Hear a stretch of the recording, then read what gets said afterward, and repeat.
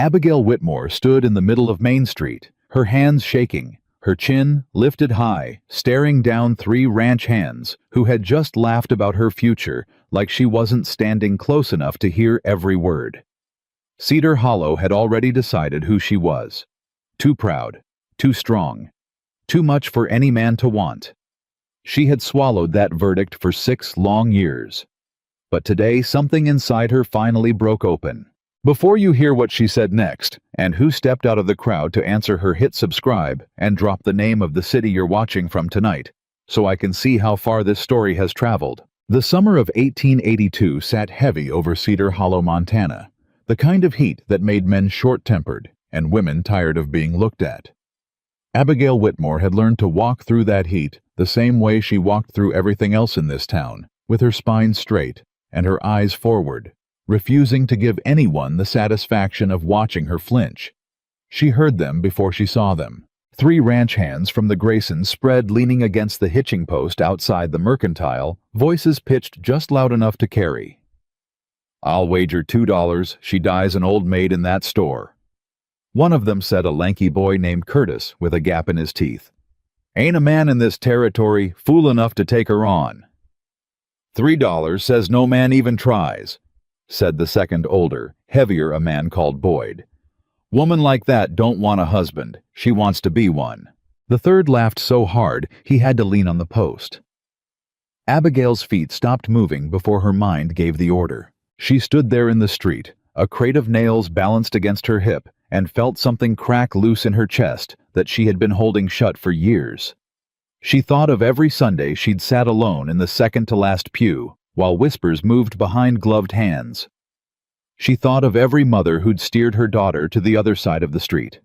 She thought of the letter she'd burned 3 winters back, the one from a man in Bozeman who'd asked her to marry him, and then withdrawn the offer 2 weeks later because his own mother said a woman who ran a business alone would never make a proper wife. She set the crate down on the boardwalk, slow and deliberate, and walked toward the 3 men. "Say it to my face," she said. Curtis straightened up fast, the color draining out of his cheeks. "Ma'am, we didn't mean nothing by it." "You meant every word of it," Abigail said. "You've been saying it for years. All of you have. You just usually wait until you think I've walked far enough not to hear." Boyd found his nerve first crossing his arms over his chest, like the words gave him some kind of armor. "Ain't no crime in speaking truth, Miss Whitmore. Man wants a wife who needs him. You don't need nobody. Everybody in this town knows it." "I don't need a man to survive," Abigail said, and her voice did not shake, though her hands wanted to. "That is not the same as not wanting one. But I would rather be alone until I am buried than spend one single day married to a man who thinks my strength is something to be fixed." A woman across the street had stopped to watch. Then another. A shopkeeper stood in his doorway with a broom forgotten in his hand. Cedar Hollow loved a spectacle, and it seemed the whole town had decided this one was worth stepping outside for. "You want to know why no man's come courting?" Boyd said, his voice rising now, playing to the gathering crowd. "It ain't because you're too strong, Miss Whitmore. It's because you're too hard. There's a difference. A man wants a woman he can come home to, not one who makes him feel like he's walked into a business negotiation." Laughter rippled through the onlookers. Not everyone, but enough. Abigail felt the heat climb up her throat. She had rehearsed dignity for 6 years. She had rehearsed silence. She had told herself that a woman who answered cruelty only proved the cruel men right, that dignity meant walking past it with her head high and her mouth shut. She was tired of being dignified. "You want to talk about hard," she said, and something dangerous had crept into her voice now. "I buried my father alone. I dug the post holes on this store's foundation with my own 2 hands, because no man in this town would extend credit to a woman running a business without a husband's name on the paper. I have carried every crate mended, every wagon wheel, and kept half the ranching families in this valley fed through 2 bad winters, when your own boss was too busy foreclosing on widows to notice they were starving. So don't you dare stand there and tell me what makes a woman hard, when none of you have ever once had to survive without somebody else's name to hide behind." The street had gone silent enough to hear a dog barking 3 blocks over. Curtis wouldn't meet her eyes anymore. Boyd's jaw worked like he wanted to answer and couldn't find the words. The third man had stopped laughing entirely. It was in that silence that Abigail noticed him, a stranger standing near the old fence rail at the edge of the crowd, one boot propped on the bottom rail, a battered gray hat pulled low against the sun. He hadn't laughed. Not once, not even at the start, when half the street had been grinning along with Boyd's cruelty, like it was the finest entertainment Cedar Hollow had seen all season. He was watching her the way a man watches something he's trying to understand, rather than something he's already decided about. "Something funny to you two, stranger," Abigail said, because 6 years of being watched and judged had taught her to strike first. The man straightened off the fence, unhurried, and touched 2 fingers to the brim of his hat. "No, ma'am. Nothing funny about it at all." His voice was low, rough at the edges, like a man who didn't use it often. He looked to be somewhere past 30, built like the mountains he'd likely come down from, shoulders wide enough to fill out a doorway, a few days of beard shadowing a jaw that looked like it had been set once and never softened since. His eyes were the kind of pale gray-green you saw in creek water in early spring, and they were fixed on her without a trace of pity, which was somehow more unsettling than sympathy would have been. "Then what are you looking at?" she said. "A woman who just told the truth in a street full of people who'd rather she'd kept quiet," he said. "Don't see that every day." Boyd rounded on him, glad for a new target. "This ain't your business, mister. You ain't even from around here." "No," the stranger agreed easily. "I ain't." "Then you might want to mind your own affairs and let a man handle his." The stranger's eyes moved from Boyd to Abigail and back again, slow, unbothered, the way a man might look over a fence line to judge how much work it would take to mend it. "Way I see it," he said, "there's 3 of you and 1 of her, and you were 3 grown men laughing at a woman's expense in the middle of a public street. Don't seem like there's much handling left to do. Seems like she already handled it." A few onlookers laughed at that real laughter this time, not the ugly kind, and Boyd's ears went red. "You don't know her," Boyd said. "You don't know the first thing about her." "Reckon that's true," the stranger said. "But I know what I just watched, and I know a coward when 3 of him are standing in front of me picking on somebody who spent her whole life proving she don't need saving." Boyd took a step forward, chest puffed, and for one taut second, Abigail thought there might be real trouble in the street. Then the stranger simply shifted his weight, unhurried, planting himself an inch closer, and something in the stillness of him made Boyd think better of it. "Come on," Boyd muttered to the other 2. "Ain't worth the trouble." They slunk off toward the saloon, Curtis glancing back once with something that might have been shame on his young face. The crowd began to disperse the way crowds do when the show is over, murmuring behind their hands, already reshaping the story into whatever version would travel fastest through Cedar Hollow by supper. Abigail was left standing in the street with a stranger she had never seen before in her life. "You didn't need to do that," she said. "Didn't do it for you," he said. "Did it because I don't much care for men who need 3 against 1 to feel brave." That more than anything was what made her look at him properly for the first time. Not as a rescuer, not as a threat, but as a man who seemed entirely unconcerned with whether she thanked him or not. "Abigail Whitmore," she said finally, because it seemed foolish to keep standing there without names between them. "Caleb Stone." He touched his hat again, briefer this time, like the gesture embarrassed him. "I run cattle up in the high country about 2 days' ride from here. Came down for supplies."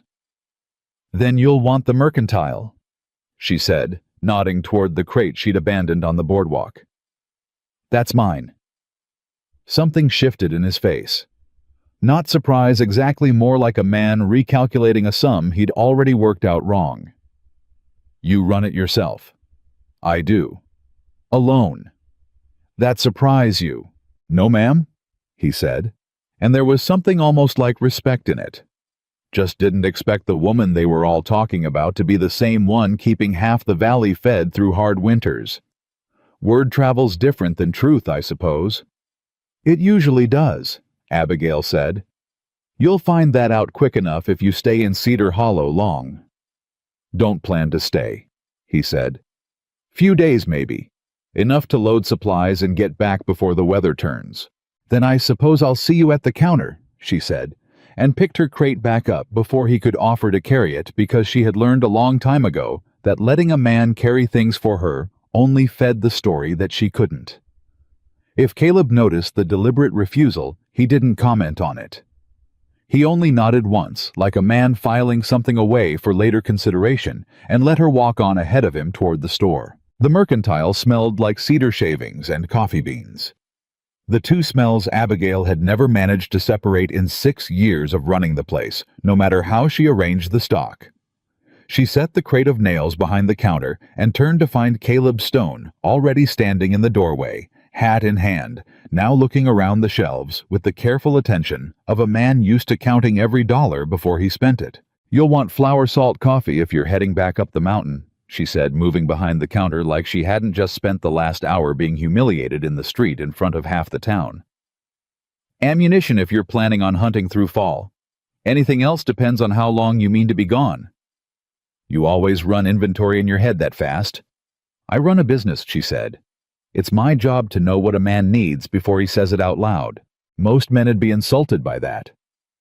"Most men aren't standing in my store," she said, and something in his mouth almost curved into a smile before he caught it. He moved along the shelves while she worked picking items with the economy of a man who'd spent a long time provisioning for himself and nobody else. Flour, salt pork, a length of new rope. He set each item on the counter without asking the price the way a man does when he's already decided he can afford whatever it costs and doesn't need reassurance. "You said you run cattle alone," Abigail said, tallying the total in the store ledger. "No hands, no family up there with you." The question landed somewhere it wasn't meant to. She saw it in the brief stillness that passed over his face, quick as a cloud crossing the sun, gone almost before she could name it. "Just me," he said. "That's a hard way to live. 2 days from the nearest town." "Suits me fine. Doesn't sound like it suits you," she said, because 6 years of being told what her own life should look like had made her sharp enough to hear the same false note in someone else's voice. "Sounds like something you settled for." He looked at her for a long moment, and she thought he might tell her to mind her own business the way Boyd had tried to, earlier the way most men did when a woman asked them a question they weren't prepared to answer honestly. Instead, he said, "Had a wife once, and a boy." Abigail's hands went still over the ledger. "Diphtheria took them both inside of a week," Caleb said, and his voice didn't break, didn't even shift much, like the words had been worn so smooth by repetition in his own head that saying them out loud cost less than she'd have expected. 6 years back now. I sold the ranch we had down in the valley. Couldn't stand looking at the rooms.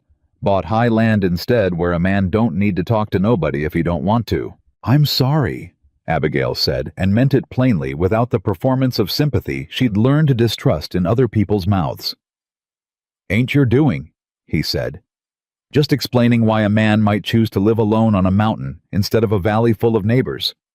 Some folks think it's queer. Figured you might understand it better than most, because I chose something similar." "Didn't say chose," Caleb said. "Man in the street said you needed a husband's name to get credit for this place. Didn't sound like you had much choice in the matter running it alone." "I had a choice," Abigail said. "I chose to keep the store instead of marrying a man who only wanted it for the deed. Chose to dig post holes myself instead of begging the bank for patience they weren't inclined to give a woman. Every year since I've chosen it again. Might not have started as a choice, Mr. Stone, but it's mine now." Something in his face changed, then not softened exactly. Caleb Stone didn't strike her as a man given to softening, but settled like a scale finding its balance. "Caleb," he said. "Mr. Stone was my father, and he wasn't much worth the name." "Then I suppose you can call me Abigail," she said, "provided you don't say it the way the rest of this town says my name, like it's something to apologize for." "Don't reckon I've ever apologized for a woman doing her job well," he said. "Seems a foolish thing to apologize for." They finished the tally in something close to comfortable quiet. After that, Abigail adding the last of his order while Caleb counted coin from a worn leather pouch, and it was the first time in longer than she could remember that a man had stood across her counter without either pitying her or trying to correct her. She didn't examine too closely why that mattered as much as it did. The bell over the door rang twice more before closing, and both times it was gossip walking in on two legs before it was customers. Norma Wells arrived first, a stout woman with sharp eyes and a mouth that had never once in Abigail's memory kept a secret past sundown, ostensibly shopping for thread, but clearly there to inspect the stranger who'd made a spectacle of Boyd Caro in the street. "I heard you had quite the morning," Norma said, not bothering to lower her voice, though Caleb was still at the far shelf examining a coil of rope. "I had an ordinary morning that other people decided to make into a spectacle," Abigail said. "They're saying that man defended your honor. He defended nothing. He pointed out that 3 grown men picking on one woman in a public street wasn't much of an accomplishment. That's not the same as defending my honor, Norma. My honor doesn't need defending. It was never in question." Norma's eyes flicked toward Caleb, assessing the same way she assessed every piece of gossip that walked through Cedar Hollow, sorting it for value before deciding how far to spread it. "Handsome, though. Where'd he come from?" "Up the mountain," Abigail said. "He's here for supplies. He'll be gone in a few days." "Pity," Norma said in the tone of a woman already composing the story she'd tell at church on Sunday. "Man like that could do a woman some good." "I don't need a man to do me any good, Norma. I've managed the last 6 years without one." "Managing isn't the same as living, dear," Norma said. And there it was again, the same old verdict dressed up in a softer voice, but no less final. "You've built yourself a fine little fortress here, but a fortress is a lonely place to grow old in." Abigail wrapped Norma's thread without answering, because there was no answer that would satisfy a woman who had already decided the shape of Abigail's whole life before Abigail had finished living any of it. Norma left with her thread and her opinions intact, and it was only after the bell had stopped ringing that Abigail realized Caleb had heard every word of it. "She's not wrong that this town's decided who I am," Abigail said before he could say anything, because she'd rather address it herself than have it hang unspoken between them. "They decided it years ago. Too proud, too hard, too much. I stopped trying to argue with it a long time back." "Seems to me," Caleb said, setting the rope on the counter, "a town that spends this much energy deciding who a woman is probably never once bothered asking her." "They asked once," Abigail said. "I told them the truth. They didn't care for the answer, so they stopped asking and started deciding instead. Easier that way. Doesn't require them to actually look at anybody." "I looked," Caleb said, and it wasn't flirtation in his voice. Nothing practiced or smooth about it. Just plain fact, stated the way a man states the weather. "Saw a woman who built something out of nothing and never once asked anybody's permission to do it. Don't know what else there is to see, but that seemed like plenty." Abigail didn't have a ready answer for that. 6 years of sharpened replies, and this stranger from the mountains had found the one sentence that left her without one. "You should finish your supplies before the light goes," she said instead, because it was easier than sitting with whatever had just moved through her chest. "Yes, ma'am," Caleb said, and there was something almost like amusement in it, gentle, not mocking, and he went back to gathering what he needed, while Abigail busied herself with the ledger and told herself very firmly that this was nothing more than a stranger passing through gone by week's end, and none of it worth the unsteady feeling still sitting behind her ribs. The trouble that would come to define that summer didn't announce itself the way trouble often does with thunder or gunfire or a rider coming in hard on a lathered horse. It came instead in the shape of a well-dressed man stepping through Abigail's door 2 days later, smelling of pomade and money, with a smile that had been practiced in front of enough mirrors to look almost sincere. Silas Grayson owned more land in the valley than any 3 other ranchers combined, and everybody in Cedar Hollow understood without ever saying it plainly that Silas Grayson had not acquired most of it honestly. "Miss Whitmore," he said, removing his hat with a flourish that felt like mockery dressed as manners. "I trust business is good." "Business is fine, Mr. Grayson. What can I get for you?" "Nothing today," he said, wandering the aisle with the unhurried air of a man who owned the ground beneath his boots even when he didn't. "I've come about a different matter entirely." This store of yours sits on a fine piece of land. Corner lot, good water access, right at the crossing where every rancher in the valley passes twice a season. I'd like to buy it. It's not for sale. It's not. Everything's for sale. Miss Whitmore provided the numbers right. He named a figure then, and it was generous. Generous enough that a lesser woman might have wavered simply from the shock of it. I'd let you keep running it another year if you liked under my ownership, just to ease the transition. No need for anything to change, but the name on the deed. The name on the deed is the only thing that matters to you, Abigail said. Everything else stays the same except I'd be working for you instead of for myself. No, Mr. Grayson. This store isn't for sale. Not for that number, and not for any number. Something flickered behind his practiced smile, brief and cold. A woman running a business alone is a fragile arrangement, Miss Whitmore. Fragile arrangements have a way of failing, especially when circumstances shift. Is that a threat? It's an observation, Grayson said. Banks call in notes. Suppliers change terms. Weather ruins shipments. All manner of things can happen to a business that has no husband, no partner, nothing but one woman's stubbornness holding it together. I'd hate to see something happen to a place I admire so much. You'll have to try harder than veiled threats over a counter, Mr. Grayson. I've survived worse than you. He set his hat back on with the same practiced flourish. We'll speak again, Miss Whitmore. I find that circumstances have a way of changing people's minds. The bell rang behind him, and Abigail stood alone in the store with her heart hammering harder than she'd let herself show because she recognized the particular flavor of that threat.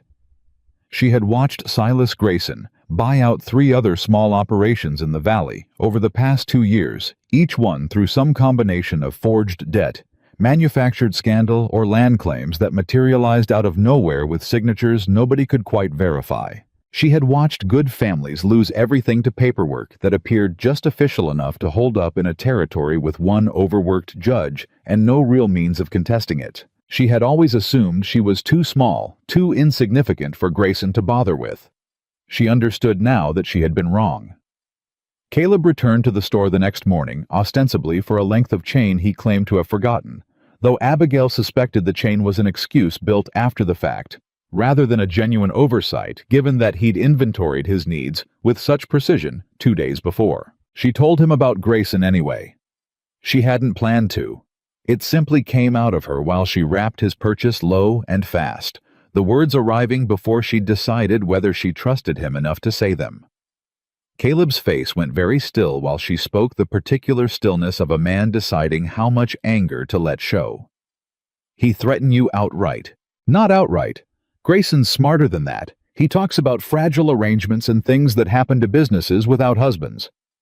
Never says the word threat. Never has to. I've heard his name before, Caleb said. Even up in the high country, word travels about a man who buys land the way he does. Forged deeds. Debts that appear overnight on operations that were solvent a season before. Man like that doesn't stop because a woman tells him no. I know that, Abigail said. I've watched him do it to 3 other families already. I always thought I was too small for him to bother with. You're not small, Caleb said. You're sitting on the best corner lot in the valley, and you just told him no to his face in front of God and everybody. Man like Grayson doesn't forgive a no. He collects it and waits for a way to make you regret it. You sound like you know him. I know men like him, Caleb said.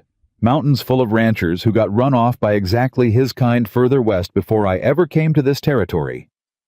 Different names, same appetite. Man who takes what he wants and dresses it up as business. Then what do I do? It was the first time in 6 years Abigail had asked another person that question, and meant it. And she felt the shape of it, sitting strange in her mouth, unfamiliar, the way asking for help always felt to a woman who had built her whole life on the principle of never needing to. Caleb didn't answer right away. He looked at her for a long moment, the same careful, unhurried attention he'd given her in the street 2 days before, like he was weighing something and wanted to be certain before he set it down. You do what you've been doing, he said finally. You hold the ground, but you don't hold it alone this time. Not if you don't want to. I know you don't need, Caleb said, and there was no impatience in it, only a kind of quiet certainty that stopped her cold. Nobody said a word about need. I'm saying you shouldn't have to hold a man like Grayson off by yourself, just because you've spent 6 years proving you could hold everything else off by yourself.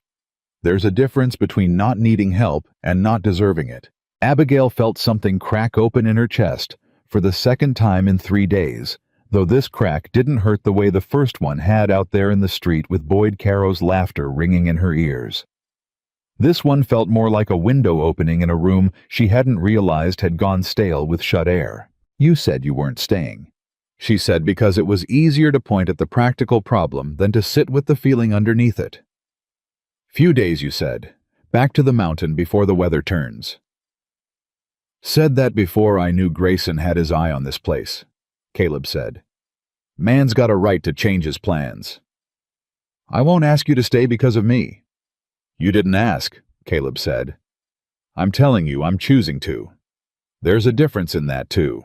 Outside, the street had gone about its ordinary business wagons and voices, and the particular hum of a town that had no idea it was about to be tested.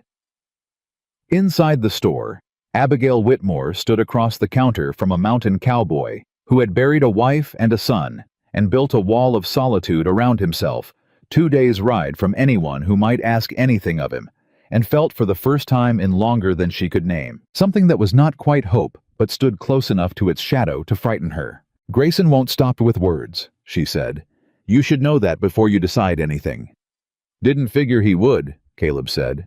Men like him rarely do. He left with his chain and his supplies, and Abigail stood behind her counter long after the bell had gone quiet, turning over the strange new fact that somewhere between a public humiliation and a threat over her own counter, she had stopped being entirely alone in Cedar Hollow, and she did not yet know whether that terrified her more than Silas Grayson did.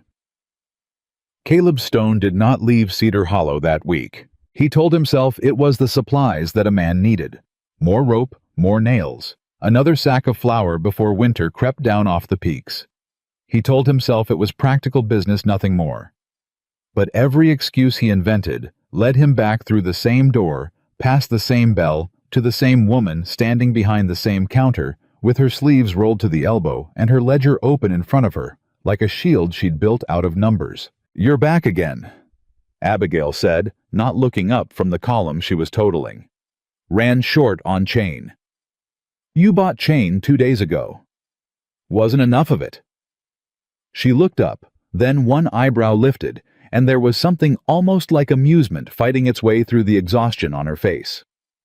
Mr. Stone, you are the worst liar I have ever done business with, and I have done business with Silas Grayson. Didn't say I was lying, Caleb said. Said I ran short. You ran short on excuses to be standing in my store, Abigail said, which is a different kind of short entirely. He didn't deny it. That surprised her more than anything else he might have said. Most men caught out reached for some clumsy defense. Caleb only stood there, hat in his hands, and let the truth sit plain between them, without dressing it up. Grayson's not the kind of man who threatens once and walks away, he said instead. Figured you'd want somebody in town who wasn't afraid of him while you sorted out what he means to do next. And that somebody has to be you. Didn't see anybody else volunteering? Abigail set down her pen. The whole town watched you stand up for me in the street 3 days ago. If you stay through the week, they'll have us married by Sunday sermon, whether either of us says a word about it. Let them talk, Caleb said. Talking's free. Doesn't cost either one of us anything unless we let it. Easy for you to say. You'll be back up your mountain by first snow. I'll still be standing behind this counter listening to Norma Wells speculate about my virtue for the next 20 years. Something flickered across his face at that quick and unreadable gone before she could name it. Maybe, he said.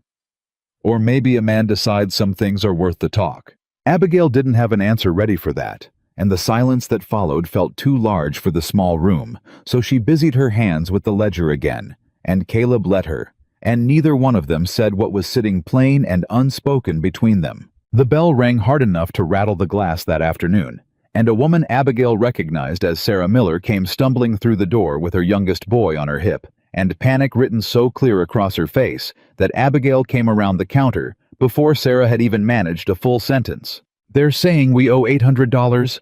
Sarah said, breathless, the words tumbling out too fast. $800, Abigail. My Thomas never signed a note for that kind of money in his life. We don't have $200 to our name, let alone 8. "Slow down," Abigail said, guiding her to the chair behind the counter. "Who's saying this?" "Grayson's man. Come out to the ranch this morning with papers. Said Thomas's father took out a loan against the land 11 years back before he passed, and the note's coming due with interest, and if we can't pay it by month's end, the bank takes the ranch, and Grayson's offered to buy the note outright, so it doesn't even go through the courts proper." Caleb, who had been examining a coil of wire near the back shelf, with the studied patience of a man pretending not to listen, was suddenly very much listening. 11 years is a long time for a note to sit quiet and then suddenly come due, he said. Sarah looked at him like she was seeing him for the first time. "That's what Thomas said. Said his father never mentioned any loan. Said the signature on the paper doesn't even look right the way his father crossed his T's. But what's a signature worth against a man with Grayson's money and Grayson's judge? Judge Pruitt's not for sale," Abigail said, though even as she said it, doubt crept into her own voice. "Judge Pruitt owes half his cattle herd to grazing rights on Grayson land," Caleb said quietly. "Man doesn't have to be dishonest to be beholden. Sometimes beholden does the same work as bought, just slower, and with better manners." Sarah's boy started crying, the thin, exhausted wail of a child who understood something was wrong even without the words for it, and Sarah pulled him closer, her own composure cracking at the edges. "I don't know what to do," she said. "Thomas is out trying to find someone who'll vouch the signature's forged, but who's going to stand up against Grayson in this valley. Everybody's scared of ending up like the Coopers, or the Delaney's, or me," Abigail finished quietly. Sarah's eyes flicked up guilty, like she hadn't meant to say it but couldn't take it back now that it hung in the air. "It's all right," Abigail said. "I know what this town says. Doesn't mean it isn't true. Grayson's been picking off small operations for 2 years, and everyone's watched him do it, and nobody's stopped him yet, because everyone's too afraid they're next." "You extend credit to half the ranchers in this valley," Sarah said. "You're the only reason some of us made it through last winter. If Grayson takes your store next, there won't be anybody left willing to stand up to him." Abigail felt the weight of that settle onto her shoulders, heavier than anything Boyd Caro had said to her in the street 3 days ago, because this wasn't about her pride anymore. This was about whether an entire valley of families would survive a man's greed. "Bring me whatever papers Thomas has," she said. "The forged note, if you can get a copy. I want to see the signature myself." "What good will that do?" "Because I've handled enough contracts and bills of sale in this store to know a genuine signature from a copied one," Abigail said. "And because somebody in this town needs to start keeping a record of every single thing Grayson's done, so that when enough of it piles up there's proof instead of just whispers." Sarah's face shifted something like hope, breaking through the fear. "You do that even with your own trouble, especially because of my own trouble," Abigail said. "Man's got a pattern. Patterns can be proven. Threats can't." Grayson came to the store himself 2 mornings later, no pretense of shopping this time, his boots loud and deliberate on the boardwalk outside, before the bell announced him. "Miss Whitmore," he said, and his smile had lost some of its earlier polish, sharpened now into something closer to a warning. "I hear you've taken an interest in the Miller family's private business. Their business became public the moment you sent a man out with a forged note," Abigail said. "Forged is a strong word." "It's the correct word," Abigail said. "Thomas Miller's father never signed that note, and you know it because there's no bank record of any loan issued to the Miller Ranch 11 years back. Not in this territory, not in the neighboring one either. I checked." Grayson's jaw tightened just barely, the first genuine crack Abigail had seen in his composure since he'd first walked through her door offering to buy her out. "You checked?" "I checked," Abigail said. "It's a small thing to do writing letters to a few banks in neighboring counties. Takes a stamp and a little patience. Turns out patience is something I have plenty of." "That's a dangerous hobby for a woman running a business alone," Grayson said, "investigating men with more resources than she has." Is that a threat too, Mr. Grayson? You seem to specialize in those lately. I don't make threats, Miss Whitmore. I make observations about consequences. He glanced toward the back of the store where Caleb had gone still and silent among the shelves watching. I understand you've acquired yourself a protector. Mountain man, I hear. Widower. Sad story, that. Lost a wife and a boy to fever, didn't he? Man like that, all that grief sitting in him. Dangerous thing, grief.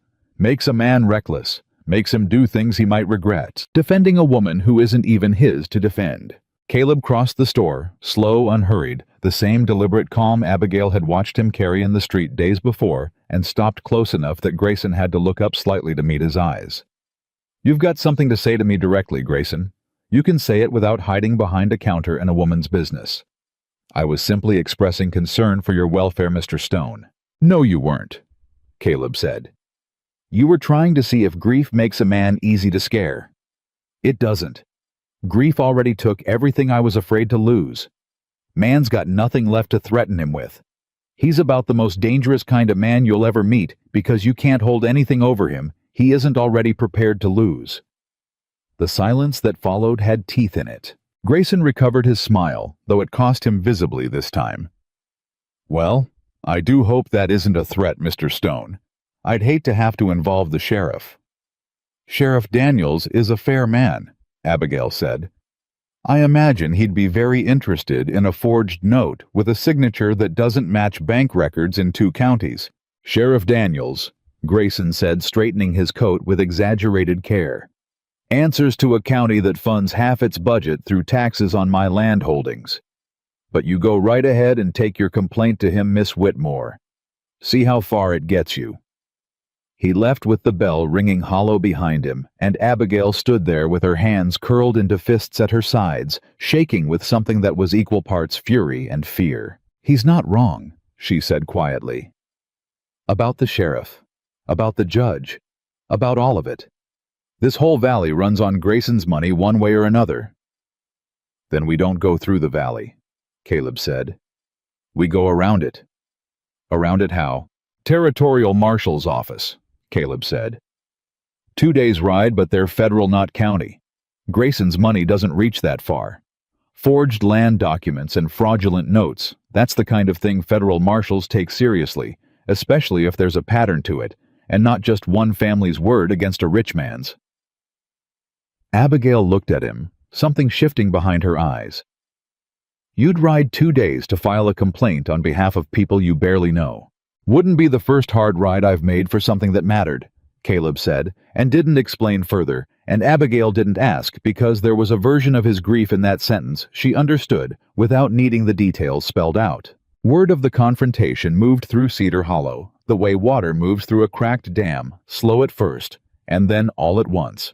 And by the following morning, half the town had an opinion about the mountain cowboy, who'd stood toe-to-toe with Silas Grayson inside Abigail Whitmore's store.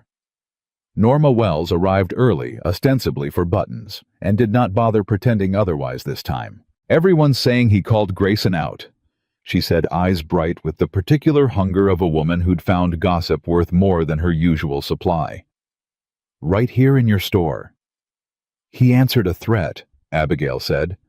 That's not the same as calling anyone out. They're saying he's sweet on you. They're saying a lot of things, Norma. Most of it isn't true. Is it true he lost a wife, a son too? Abigail's hands stilled on the counter. That's his business to share, not mine. I only ask because a man carrying that kind of grief, Norma said softer now, some of the sharpness draining out of her voice. Well, it changes a person. Makes them either harder or kinder depending on the man. Seems to me this one went the kinder way, which is rare enough to be worth noting. It was the closest thing to genuine warmth Abigail had heard from Norma Wells in 6 years, and it caught her off guard enough that she didn't have a sharp reply ready. He's a decent man, Abigail said finally. That's all I know for certain. That's more than most women in this town could say about the men in their lives, Norma said, and left with her buttons, and Abigail stood there wondering when exactly the ground beneath her had started shifting. The mini triumphs came in pieces over the following days, small and hard-won, the kind of victories that didn't make for dramatic telling, but mattered enormously to the people living them. Thomas Miller arrived with a genuine copy of his father's will, notarized 11 years back, that made no mention whatsoever of any outstanding loan against the property. Abigail filed it carefully alongside her growing collection of evidence, a folder now thick enough to need its own drawer behind the counter. A rancher named Whitfield came forward with a story nearly identical to the Millers. A forged debt materializing 18 months back that had forced him to sell 200 acres to Grayson at a fraction of its worth. And though Whitfield was too frightened to put his name to any complaint, he was willing to talk quietly, and Abigail wrote down every word. Curtis, the young ranch hand from the street confrontation days before, showed up at the store's back door one evening, after closing hat in hand, looking younger and more uncertain than he had standing beside Boyd Caro, mocking Abigail's future. "Didn't want to be seen coming in the front," he said. "Boyd'd have my hide if he knew I was here." "What do you want, Curtis?" "To say I'm sorry." He said the words coming out fast, like he'd rehearsed them, and was afraid of losing his nerve. "For what I said in the street. Wasn't my place, and it wasn't even true half of it. My ma always said you kept her family fed through the winter. Her husband broke his leg and couldn't work the land. Never should have stood there laughing while Boyd said what he said." Abigail studied him for a long moment. "Why tell me now?" "Because I work for Grayson," Curtis said, dropping his voice. "And I heard him talking to his foreman 2 nights back. He's got another note ready. Bigger one this time. Says he's tired of waiting on smaller fish and means to come straight for the store next, once he's got enough weight behind him that nobody in town will dare stand against it." Abigail's stomach dropped. "Coming for the store? How—" "Didn't hear all of it," Curtis said. "But I heard your father's name. Heard something about a debt from before you took over the place. I don't know if it's true or forged like the Miller's note, but I know Grayson don't much care about the difference, so long as the paper looks official enough to hold up with Judge Pruitt." "Curtis." Abigail's voice had gone very quiet, very careful. "This could cost you your job. Could cost you worse if Grayson finds out you told me." "Figured that's a chance worth taking," Curtis said, twisting his hat in his hands. "Wasn't raised to stand by and watch a man ruin folks just because he can. My pa would have been ashamed of me standing in that street laughing along with Boyd. Don't aim to make him ashamed of me twice." He left before Abigail could properly thank him, disappearing into the dusk with the particular haste of a young man terrified of being caught doing the right thing. And Abigail closed the back door slowly, her mind racing through everything he'd just told her. She found Caleb at the edge of town near dusk, tending to his horse outside the small rented room he'd taken above the livery, and told him everything Curtis had said, the words tumbling out faster than she'd intended. "A note against your father." Caleb repeated, his hands going still on the horse's flank. "You certain there's nothing real behind it?" "My father never borrowed $1 in his life he couldn't pay back within the season," Abigail said. "He was proud that way almost to a fault. If Grayson's got a note with his signature on it, it's forged same as the Millers." "Then we're running out of time to wait on federal marshals 2 days right away," Caleb said. "If Grayson's building his case now, he could have Judge Pruitt sign off on a seizure inside the week." "I know. You scared?" Abigail opened her mouth to deny it, the old reflex rising fast, the same reflex that had kept her spine straight through 6 years of whispers and judgment. Then she stopped herself because there was something in the plain honesty of his question that deserved a plain, honest answer. "Terrified," she said. "I've spent 6 years building something out of nothing, Caleb. Dug the post holes myself. Went without to keep the shelves stocked through winters when nobody else would extend me credit. If Grayson takes it with a piece of forged paper and a bought judge, everything I've done disappears like it never mattered at all." "It'll always matter," Caleb said. "Piece of paper can take a building, can't take what you built inside yourself getting there." Something in her chest cracked open again, the 3rd time in as many days, and this time she didn't try to hide it behind sharp words or busy hands. "Why do you care this much?" she asked. "You've known me a week. You could ride back up that mountain tomorrow and never think of Cedar Hollow again." Caleb was quiet for a long moment, his hand resting against the horse's neck, his eyes fixed somewhere past her, somewhere that looked like it belonged to a memory rather than the present moment. "After I lost Rachel and the boy," he said finally, "I told myself I was done caring about anything that could be taken from me. Figured if I didn't build anything, didn't want anything, wasn't nothing left for the world to take. Lived that way 6 years. Told myself it was peace. Wasn't peace. Was just a slower kind of dying. And now I watched a woman stand in a street and refuse to apologize for surviving," he said. "Watched her keep half a valley fed through winters that should have broken her. Watched her fight a man with more money and more power because it was the right thing to do, even when everybody around her was too scared to do the same.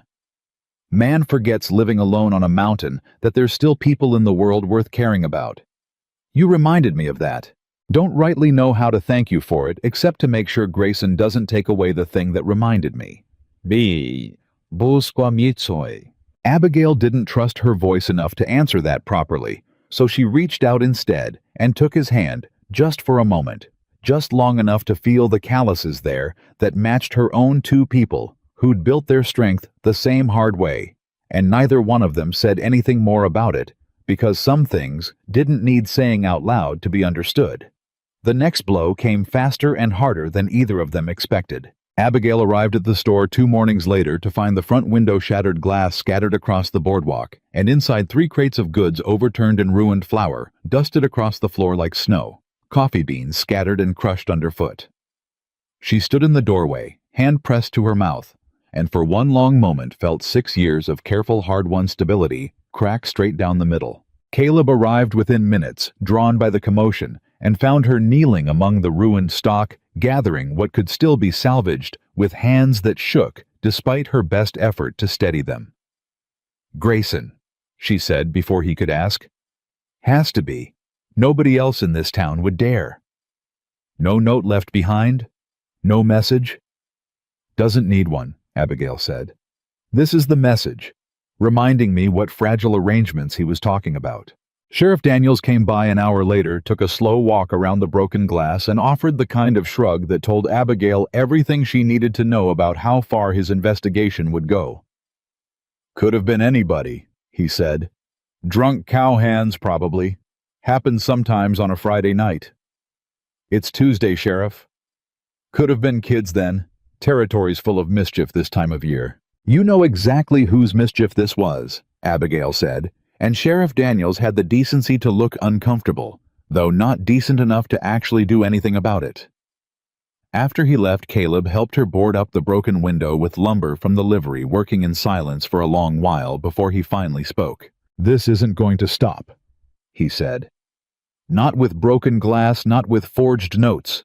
Man like Grayson, he's testing how much you can take before you break. Every time you don't break, he escalates. So what do I do? Break so he stops?" "No," Caleb said, hammering the last board into place with more force than strictly necessary. "You get ahead of him, instead of always reacting to whatever he throws at you next. We've got Curtis's word, the Miller's forged note Whitfield story, and now a broken window that Sheriff Daniels won't investigate proper. That's a pattern, Abigail. Patterns are exactly what a federal marshal needs to open a real case, one Grayson's money can't touch." "You still mean to ride out?" "Tomorrow," Caleb said. 2 days there, 2 days back if the weather holds. I'll bring the marshal's office everything we've got. In the meantime, I sit here alone while Grayson throws worse than broken glass through my window." Abigail finished. "Not alone," Caleb said. "I'll ask Curtis to keep watch nights quiet-like so nobody knows he's doing it. And there's a man I trust in the next valley over retired marshal himself owes me a favor from years back. I'll have him ride in and stay near while I'm gone." "You've thought this through. Thought about little else since Grayson walked through your door talking about fragile arrangements," Caleb admitted, and something in the admission landed heavier than he probably intended, because it told her plainly how much space she'd already come to occupy in a mind that had spent 6 years determined to occupy no space with anyone at all. That night, after the store had been swept and boarded and the ruined stock hauled away, Abigail sat on the back step with a lantern beside her, and Caleb found her there when he came to check the window's repairs held steady against the wind. "You should be resting," he said. Long day tomorrow riding out. Can't sleep, Abigail said. Every time I close my eyes, I see that window shattered. 6 years, and it took him one night to remind me how fragile it all still is. Caleb sat down beside her on the step close enough that their shoulders nearly touched, and for a while, neither of them said anything at all. Tell me about her, Abigail said finally. Your wife, if you want to. He was quiet long enough that she thought he might refuse, might close off the way men so often did when a wound sat too close to the surface. Rachel, he said eventually. Laughed easy, laughed at things that weren't even funny just because she liked the sound of her own laughing. Boy took after her that way. Named him Daniel, after her father. He was 4 when the fever took them both. 4 years old, and he already had her laugh. I'm sorry. Everybody says that, Caleb said not unkindly. Never quite know what to say back. Ain't your fault. Ain't nobody's fault, not really, except maybe God's, and I gave up trying to make sense of that a long while back. Is that why you went to the mountain, to get away from a God you were angry with?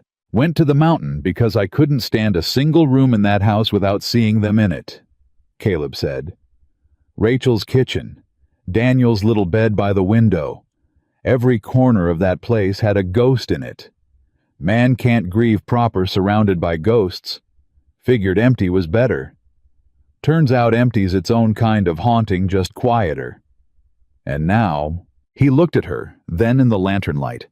Something raw and unguarded moving across his face that she hadn't seen from him before, not even in the street facing down Boyd Caro, not even facing Grayson across her own counter. Now I ride 2 days to a federal marshal's office for a woman who told me flat out she doesn't need saving, he said. Which tells me something's changed in me I wasn't expecting to change. Don't rightly know what to call it yet. Scares me some if I'm honest. Losing something once about broke me clean in half. Don't know that I could survive losing something twice. I'm not asking you to risk that, Abigail said quietly. Didn't say you asked, Caleb said. Said I'm choosing it anyway, same as I told you before. There's a difference. He reached over then and took her hand the same way she'd taken his 2 nights before. And this time, neither of them let go for a long while, sitting together on the back step in the lantern light, while the boarded window creaked faintly in the wind. Behind them, 2 people who'd both built walls out of loss, and were only now slowly, carefully beginning to consider what it might mean to let somebody help carry the weight of holding them up. Caleb rode out before dawn the next morning, a note of introduction to the marshal's office folded carefully in his saddlebag, alongside copies of every piece of evidence Abigail had gathered, and Abigail stood on the boardwalk watching him go, until he'd disappeared past the last bend in the road, feeling a hollow ache settle into her chest that she recognized uneasily as something close to fear for a person other than herself. A feeling she hadn't allowed since she'd buried her father. The retired marshal Caleb had spoken of arrived that same afternoon, a weathered man named Hutch, with a limp in his left leg and eyes that missed nothing, and took up quiet residence in the room above the livery, without drawing any particular attention to himself, exactly as Caleb had promised. Curtis kept his watch each night hidden in the shadows across from the store and reported each morning that nothing had stirred, though his face carried the strain of a young man sneaking out against his employer's knowledge, terrified of discovery. For 2 days, Cedar Hollow held an uneasy, watchful quiet, the whole town aware that something was building, even if most of them didn't know the shape of it yet. Then, on the 3rd morning, Grayson returned to the store himself, and this time his composure had abandoned him entirely. "Where is he?" Grayson demanded, slamming the door hard enough to rattle the newly repaired window. "Where's who, Mr. Grayson?" "Your mountain man, Stone. I know he rode out 2 days back. I have men who watch the roads out of this valley. Miss Whitmore, same as I, have men who watch everything else that concerns my interests. Then your men can tell you as well as I can where he's gone," Abigail said, keeping her voice level, despite the hammering of her own heart. "He's gone to the marshal's office," Grayson said, and it wasn't a question. "Filing a complaint, bringing federal attention down on affairs that are none of the federal government's concern. Forged notes and shattered windows sound like exactly the federal government's concern to me. Grayson crossed the distance between them fast enough that Abigail took an instinctive step back, her hand finding the edge of the counter behind her. "You think a federal marshal changes anything?" He said, his voice low now, dangerous in a way it hadn't been before, all pretense of civility finally stripped away. "I have held this valley in my hand for 15 years, Miss Whitmore. I have survived worse than one mountain cowboy and one stubborn shopkeeper playing detective with old bank letters. By the time any marshal rides back into this territory, the paperwork on your father's debt will already be filed with Judge Pruitt. The seizure will already be underway, and you will already have lost everything you have spent 6 years building. There is nothing you can do to stop what is already in motion." "Then why are you here shouting at me instead of celebrating your victory?" Abigail said, forcing steel into her voice, even as her stomach twisted with dread. Grayson's jaw worked, and for just a moment the mask slipped entirely, revealing something closer to genuine fury underneath. "Because I don't like loose ends, Miss Whitmore, and you and your mountain man have become the loosest end I've had to deal with in 15 years. He turned and left without another word, the bell ringing hollow and ominous behind him, and Abigail stood alone in her store with her heart pounding, replaying his words, already filed, already underway, already lost, and felt the full weight of everything she'd built, teetering on the edge of a cliff she couldn't see the bottom of.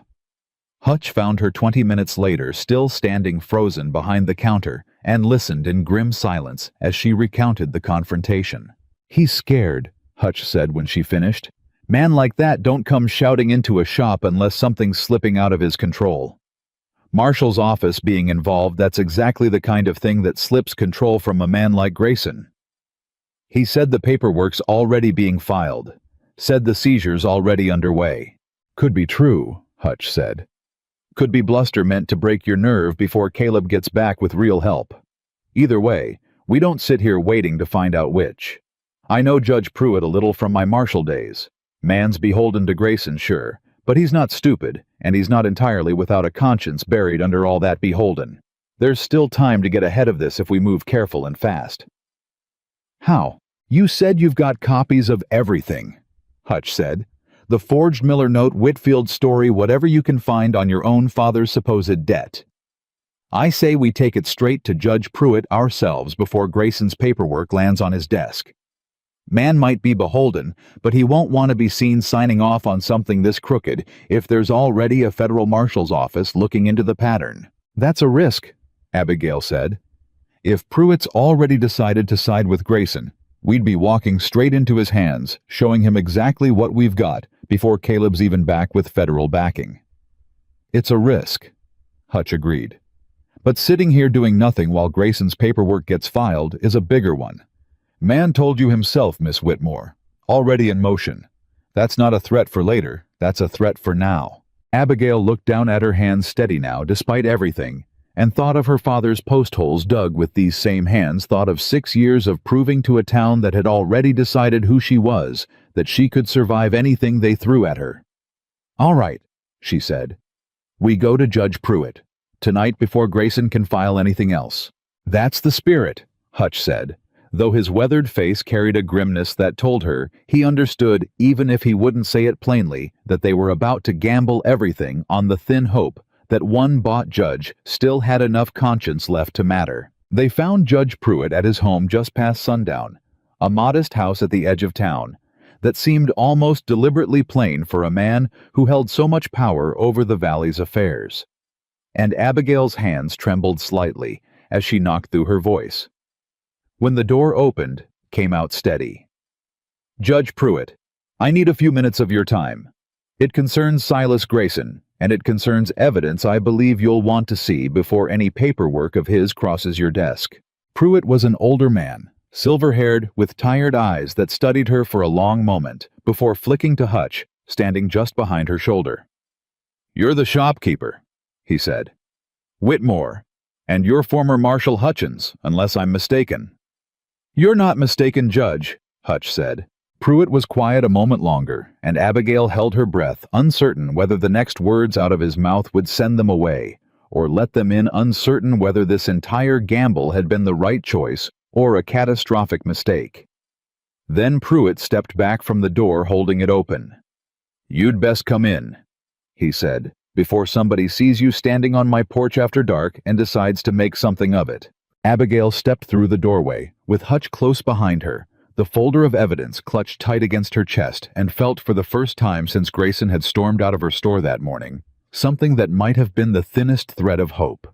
But even as she sat down across from Judge Pruitt in his modest parlor, laying out the forged Miller note beside the bank letters that proved it false, laying out Whitfield's quiet testimony, laying out every scrap of pattern she and Caleb had built together over the past week, a small cold voice in the back of her mind reminded her that Caleb was still 2 days from home, that Grayson's paperwork might already be moving faster than any of them could counter, and that somewhere out there in the dark, a man who had already proven he didn't stop at broken windows was watching and waiting and deciding exactly how far he was willing to go to make sure Abigail Whitmore lost everything before her mountain cowboy ever made it back to stand beside her. Judge Pruitt studied the papers for a long time before he said anything at all.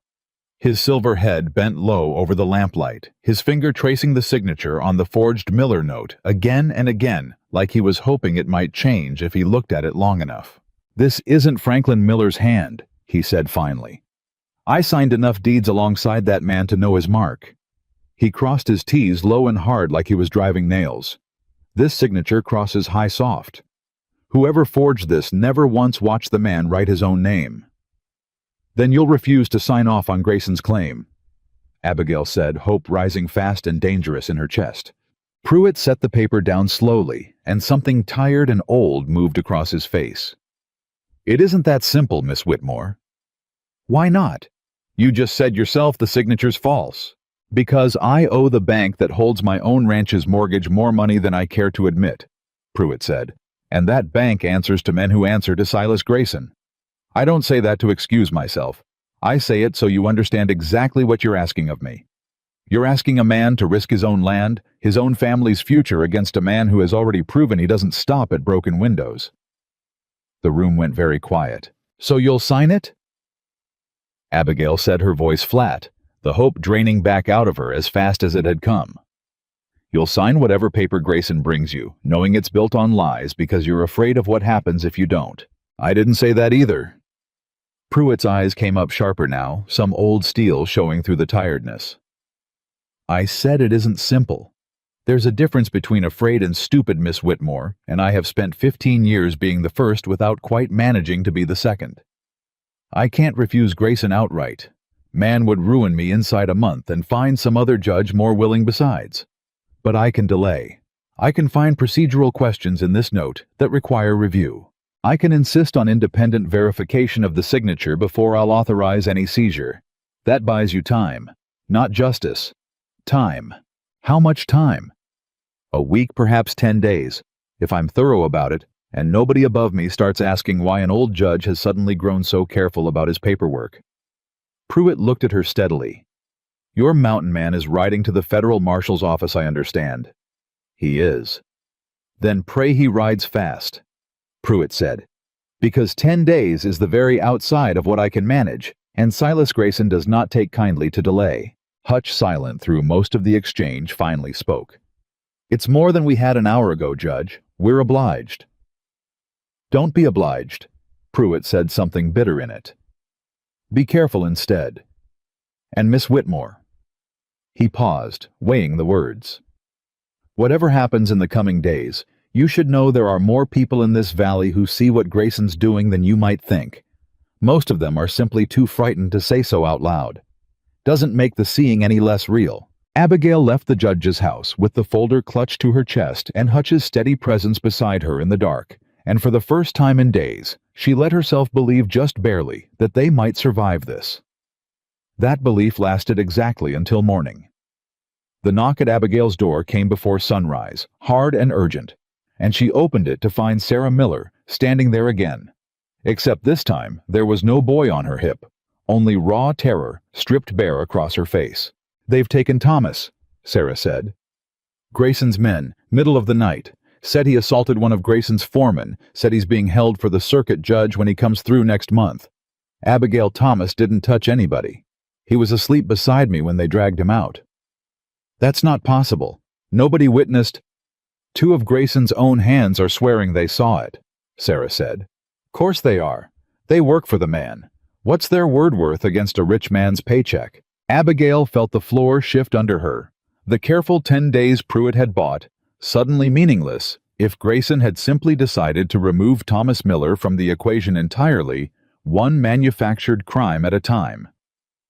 "This isn't about the note anymore," she said slowly.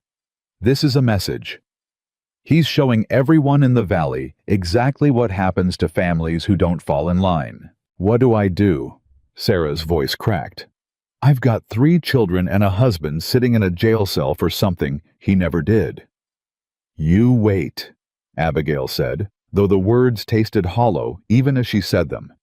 "Judge Pruitt bought us time on the note itself. I'll go to him again, ask him to look into these charges as well."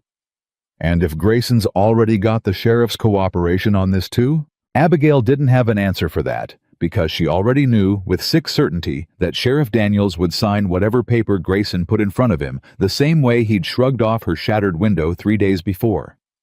Curtis found her at the store an hour later, and one look at his face told her something else had gone wrong before he even opened his mouth. "Boyd knows," he said, breathless, like he'd run the whole way. "Somebody saw me leaving here 2 nights back after my watch. Told Boyd, and Boyd told the foreman, and the foreman fired me this morning. Said Grayson don't keep snakes on his payroll. Curtis, I'm sorry. Ain't your fault," he said, though his voice shook. "Chose it myself, same as you said. But that ain't the worst of it." He glanced over his shoulder, checking the street, before continuing low and fast. "I heard the foreman talking before he let me go. Grayson's not waiting on any note against your father anymore. Says he's found a faster way. Says by tomorrow evening he'll have a fresh order from a circuit judge 2 counties over, one that owes him plenty and won't ask half the questions Pruitt's asking. Says he means to have men here at first light day after tomorrow to clear the store out himself, paper, or no paper fully settled yet, and dare anybody in this town to stop him." Abigail's hands went cold. "That's not legal.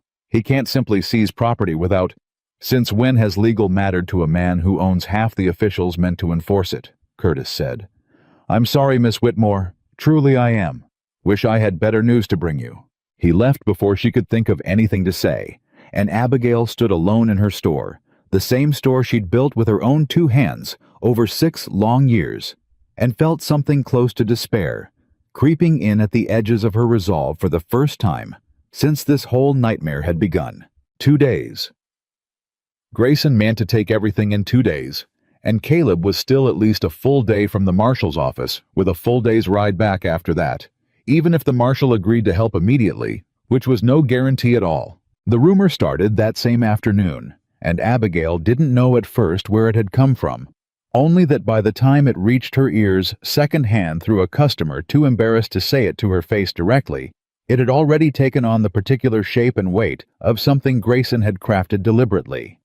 They were saying Caleb Stone hadn't ridden out for any marshal at all. They were saying he'd simply left the way.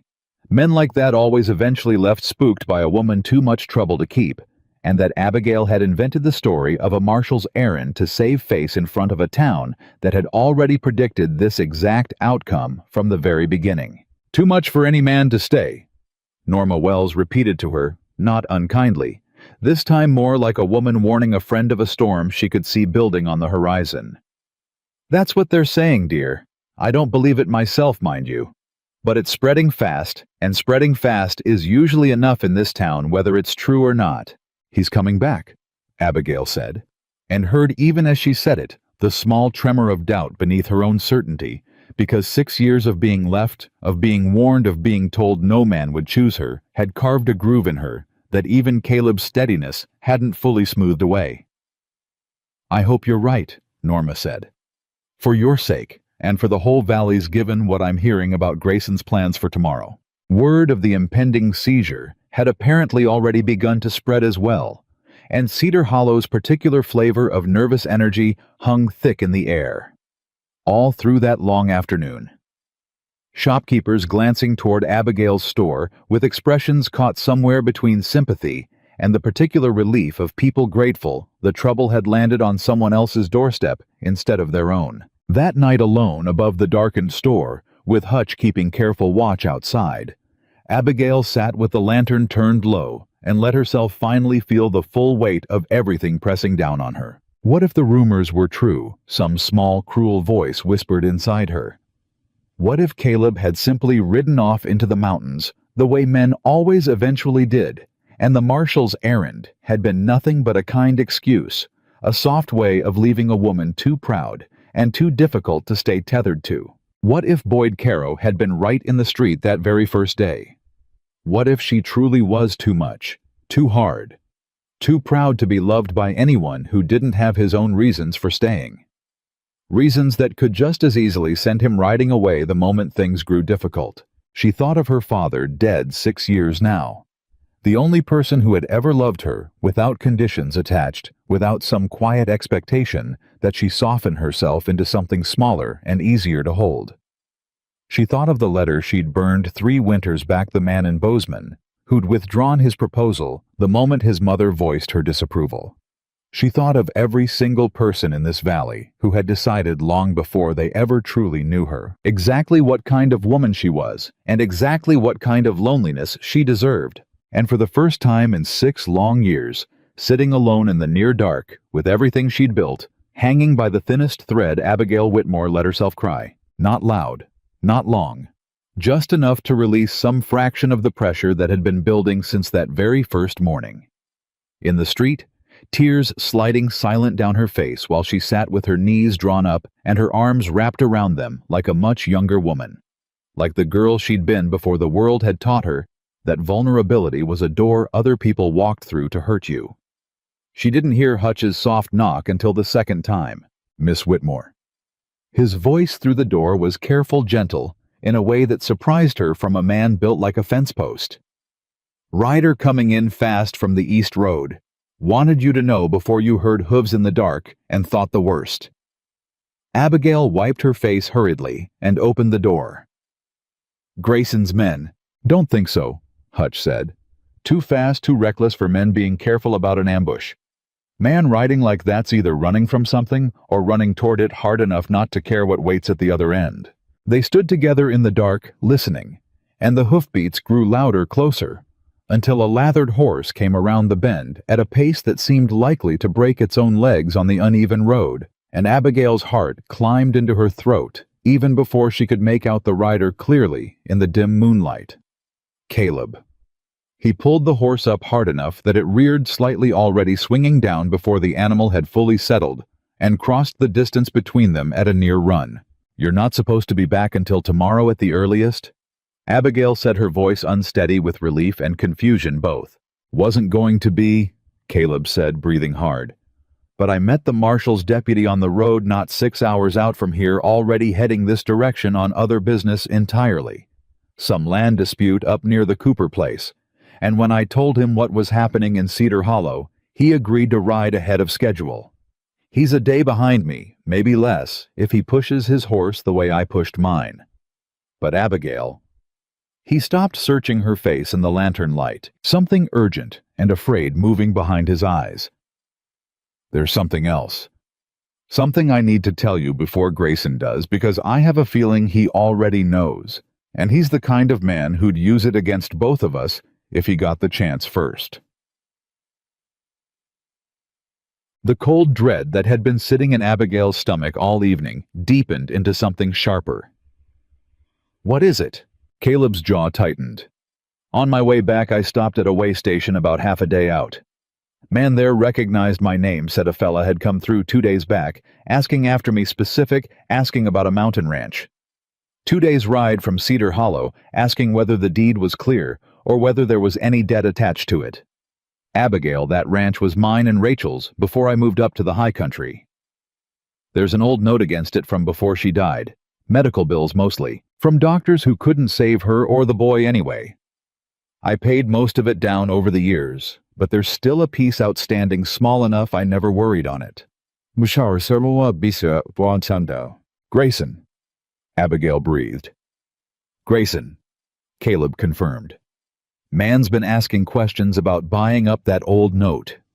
Small as it is, if he holds it, he's got a claim against my land, the same way he's got a false claim against yours. Reckon that's meant to be leverage. Meant to make me choose between staying here, fighting for you, and riding back to protect what's mine before he finds a way to take that too. Abigail felt something twist painfully in her chest. Then you should go. Protect what's yours. I won't ask you to lose everything on my account, not after everything you've already— Stop. Caleb's voice cut through hers firm, but not unkind. I didn't ride 6 hours in the dark near killing my horse to hear you try and talk me into leaving. Grayson wants me choosing between you and my land, because he thinks a man who's already lost everything once will always choose the safer bet, the thing he can hold on to, without risking his heart on it again. He's wrong about me. I already told you that. Man's got nothing left to threaten me with. That scares me more than watching another person I care about get ground down by somebody else's greed while I stand by safe on my mountain telling myself it isn't my fight. Caleb.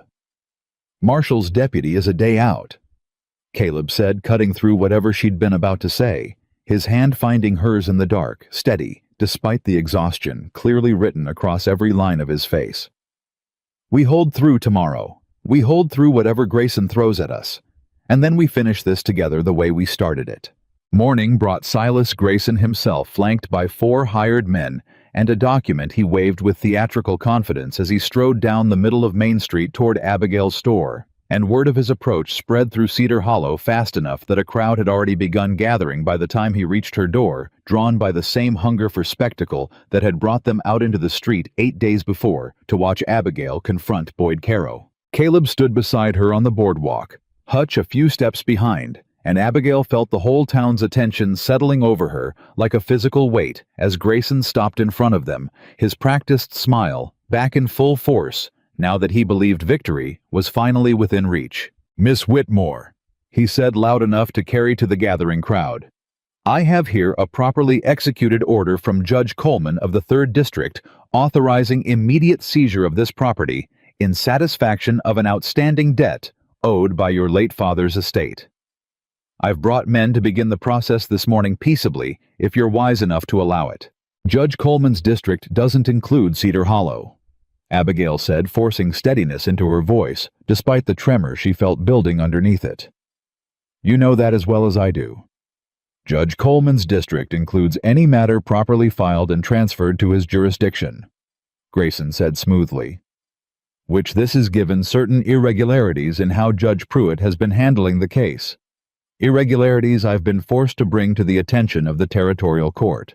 You mean Judge Pruitt refused to simply rubber stamp your forged note? Caleb said, stepping half a pace forward. So you went shopping for a judge 2 counties over who'd never met Franklin Miller's actual signature and wouldn't know a forgery if it bit him. A murmur moved through the crowd, and Abigail saw a few faces shift uncertain now, the story wobbling slightly under the weight of Caleb's plain accusation. Careful, Mr. Stone, Grayson said, his smile tightening at the edges. Slander is a serious charge in this territory, and I have considerably more resources than you do to pursue it. Ain't slander if it's true, Caleb said. And it is true, same as the note against Thomas Miller was forged, same as your foreman lied about him assaulting anybody so you could lock him up and scare the rest of this valley into silence. Boyd Caro, standing near the front of the crowd, shifted uncomfortably, and for the first time since the whole ordeal began, Abigail saw genuine doubt crack across the face of one of Grayson's own men. Grayson noticed it too, and something in his expression sharpened with irritation. Enough of this theater. Miss Whitmore, you may either vacate this property peacefully, allowing me to conduct an orderly transfer, or my men will begin removing your stock regardless of your cooperation. I would strongly advise the former. Hutch stepped forward, then, his weathered voice cutting clean through the tension. Territorial Marshal's deputy is a day out from Cedar Hollow. Grayson rode in this direction on other business entirely, but he'll be interested plenty once he hears what's happened here. Federal complaints have already been filed regarding a pattern of forged land claims across this valley. Your name features prominently. For the first time, something like genuine uncertainty flickered across Grayson's composed features. Federal marshals have no jurisdiction over a territorial land dispute. They've got jurisdiction over mail fraud, forged federal land patents, and a pattern of documented extortion across county lines, Hutch said. I spent 20 years as a marshal myself, Grayson. I know exactly what falls under federal jurisdiction, and everything you've done in this valley over the past 2 years falls square within it. If somebody's willing to build the case proper, somebody has. The crowd's murmur grew louder now, uncertain whispers rippling backward through the gathered townspeople, and Abigail watched heart-hammering as the story Grayson had spent 2 years carefully constructing began for the first time to show real cracks in front of the very town he'd used it to control. "This is absurd," Grayson said, but his voice had lost some of its earlier command. "I have a legal order in my hand signed by a sitting judge, a judge who's never once set foot in this county and wouldn't know Franklin Miller's signature from his own," Caleb said. "You want to seize this store on paper that thin in front of this many witnesses with a federal deputy riding in tomorrow to hear every word of it. Go ahead, Grayson. See how that story holds up when somebody with real authority starts asking real questions." For a long moment, Grayson said nothing at all, his eyes flicking across the crowd, calculating, recalculating the particular arithmetic of a man who had built his entire empire on the assumption that nobody would ever have the resources or the courage to truly challenge him. Then his gaze landed on Norma Wells, standing near the front of the crowd with her arms crossed and an expression Abigail had never quite seen on her before. "Mrs. Wells," Grayson said, reaching for some last card to play, "surely you of all people understand what kind of woman we're discussing here. You've said yourself many times that Miss Whitmore is—" "I've said a great many foolish things about Abigail Whitmore over the years," Norma said, her voice cutting through the street with unexpected force. "And I've had considerable time this past week to reconsider most of them. She's fed half this valley through winters that should have broken us all. She's been standing in that street for over a week now fighting a war most of us were too frightened to even acknowledge was happening. And near as I can tell, Mr. Grayson, the only person in Cedar Hollow who's actually behaved shamefully through this entire affair is you." The crowd fell utterly silent. Abigail stared at Norma, stunned, something warm and unexpected breaking through the fear that had gripped her chest all morning. Grayson's composure finally visibly cracked. "This is precisely the kind of hysteria a woman like Whitmore provokes when she doesn't get her way. Mrs. Wells, you've known me for— I've known you long enough to recognize a man protesting too hard when he's caught doing wrong," Norma said. "Now either show us proof that Judge Coleman's order is legitimate and properly filed, or take your men and your paper and get off this street before the whole town watches you try to steal from a woman who's done nothing but earn every single thing she has." A ripple of agreement moved through the crowd, now small, at first a few voices, then more, and Abigail watched with something close to disbelief as the town that had spent 6 years deciding who she was began in real time to reconsider that verdict. Grayson's men shifted uneasily behind him, clearly unprepared for a crowd turning hostile toward their employer rather than the woman they'd come to dispossess. "This isn't finished," Grayson said, his voice low, now venomous, all pretense of civility finally abandoned entirely. "I have resources none of you can imagine, and I promise you, Miss Whitmore, this town's momentary sympathy will not save you from what comes next." "Maybe not," Caleb said, stepping forward until he stood directly between Grayson and Abigail. His voice quiet, but carrying an edge of steel that silenced whatever else Grayson might have said. "But it buys us the one thing you never accounted for, Grayson: time. And time's exactly what a federal marshal needs to build a case thorough enough that even your money can't bury it." Grayson stood there a long moment, his 4 hired men shifting uncertainly behind him, the crowd's mood having shifted decisively against him, and something in his face suggested a man recalculating an equation he'd been certain of only minutes before. Then, without another word, he turned and walked back down Main Street, his men trailing uncertainly behind him, and the crowd watched him go, in a silence that felt for the first time in this entire nightmare like something closer to victory than defeat. But Abigail, watching Grayson's retreating back, felt no relief at all. Because a man like Silas Grayson didn't simply walk away when he lost a public confrontation. He went home to plan something worse. The attack came that night, and it came for Caleb. Abigail heard the commotion from her window above the store shouts and the sharp crack of gunfire somewhere near the livery, and her heart seized with a terror sharper than anything Grayson's threats had produced all week. She ran through the dark streets, Hutch close behind her with his revolver drawn, and found Caleb on the ground outside the livery stable, blood soaking through his shirt at the shoulder. 3 of Grayson's hired men scattered around him.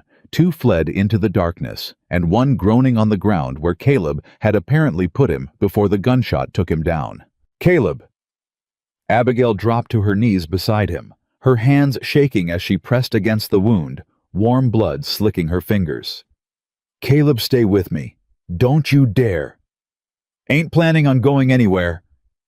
Caleb ground out through clenched teeth, though his face had gone pale in the moonlight.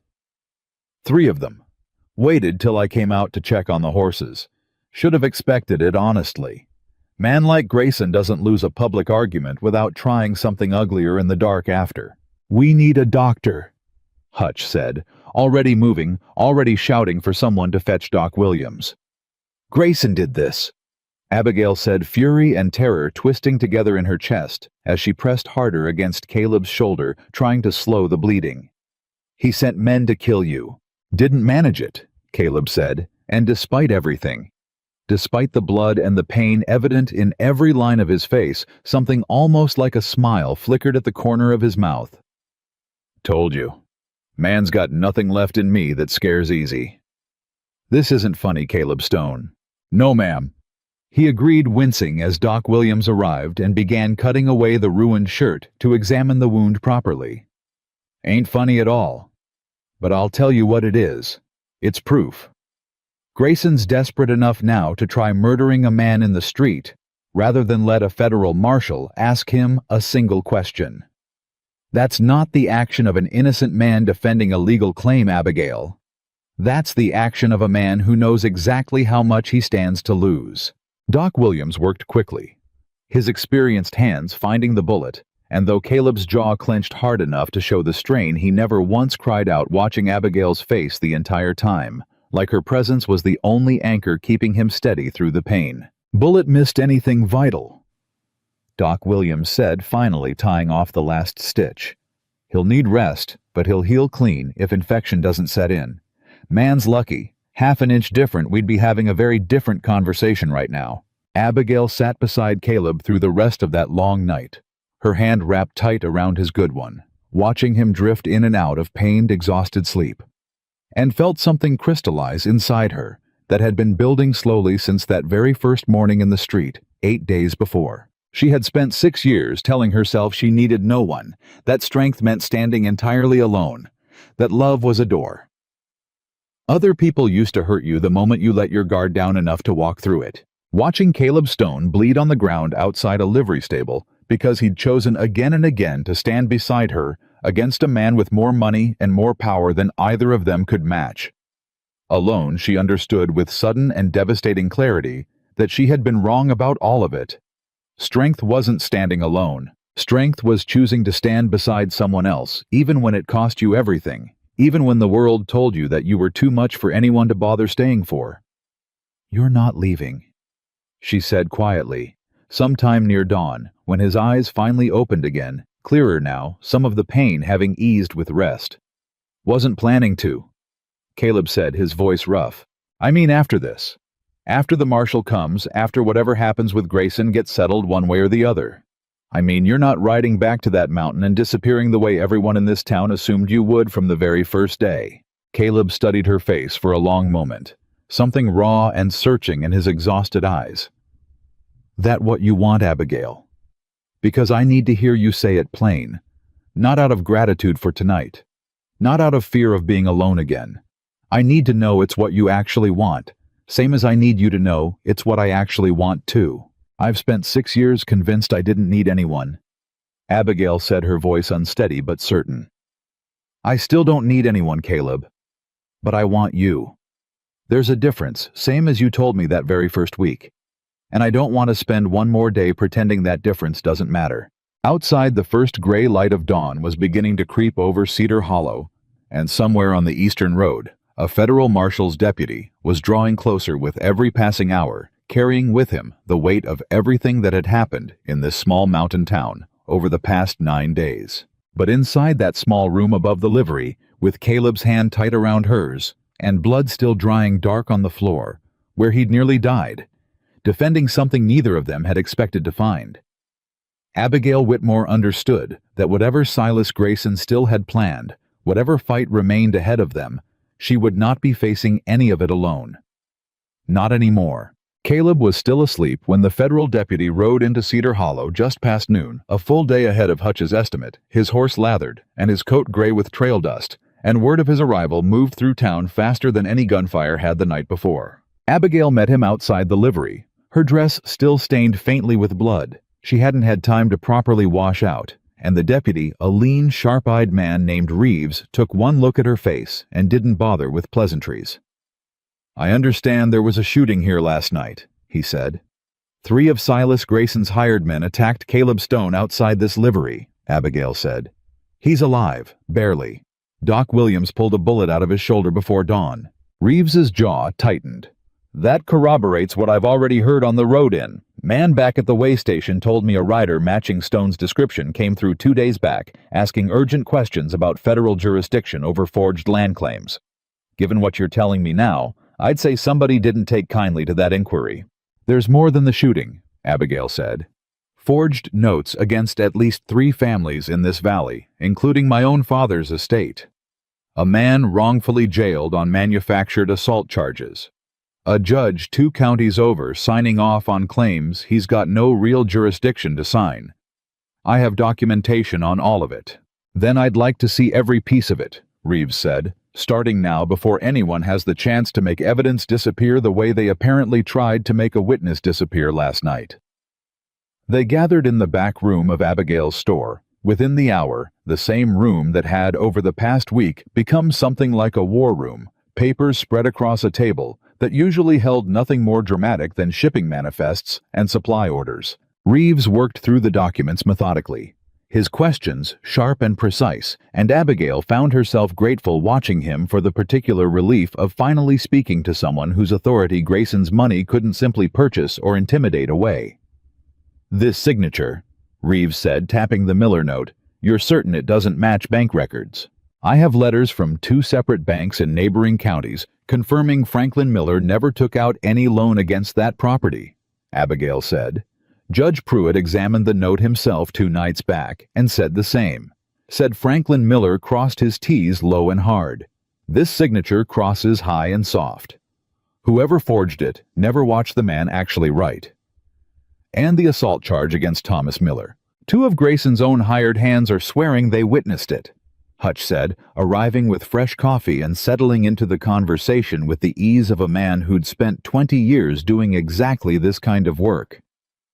Convenient timing given it happened the same week Miss Whitmore started gathering evidence on the forged note. "I'd wager good money those 2 witnesses were paid considerably more than their usual wages this particular month." Reeves made a note, his expression giving away nothing, though something in the set of his shoulders had grown noticeably more focused with every fresh piece of evidence laid in front of him. "And the ranch note against Stone," he said. "The one you mentioned on the ride in. Old debt from before his wife passed," Abigail said, careful to keep her voice steady, even as the mention of Caleb sent a fresh wave of worry through her. "Small amount mostly paid down. Word is, Grayson's been trying to buy it up as leverage, same pattern as everything else. Man collects debts like other people collect grudges, then uses them to squeeze whoever he wants to control." "How many families total in your estimation?" Abigail exchanged a glance with Hutch. "We know of 4 confirmed. Whitfield lost 200 acres 18 months back to a note that appeared out of nowhere. The Coopers and the Delaney's, according to town rumor, though neither family stayed in the valley long enough afterward for anyone to ask them directly. And now the Millers, and possibly Caleb, if Grayson manages to purchase that old debt before anyone stops him. That's not a business dispute," Reeves said quietly. "That's a pattern of systematic fraud spanning multiple years and multiple victims, with last night's shooting suggesting the man's willing to escalate to attempted murder when his usual methods stop working. That's more than enough for me to open a full federal investigation, effective immediately." Relief flooded through Abigail so fast, it left her momentarily dizzy. What happens now? Now I ride out to speak with Judge Pruitt myself, get his account of the note's irregularities on official record. Reeves said, already gathering the documents into a leather case. Then I want to speak with this Whitfield you mentioned, and anyone else willing to go on record. And I want to see whatever jail Thomas Miller is currently sitting in, because a man held on manufactured charges to silence a witness is exactly the kind of thing that turns a fraud investigation into something considerably more serious. Caleb woke that afternoon to find Abigail sitting beside his bed, her hand still resting near his on the blanket, and the first thing he did, groggy with pain and the lingering fog of Doc Williams's laudanum, was ask whether the deputy had arrived. "He's here," Abigail said, unable to keep the relief from her voice. "Already gathering evidence. Already planning to speak with Judge Pruitt and Whitfield both. Caleb, I think we might actually win this." "Told you we would," Caleb said, wincing as he tried to shift himself more upright against the pillows. "Man like Grayson always overplays his hand eventually. Shooting me in the street last night, that wasn't the action of a man confident in his legal claims. That was desperation." "You could have died." "Could have," Caleb agreed, "but didn't.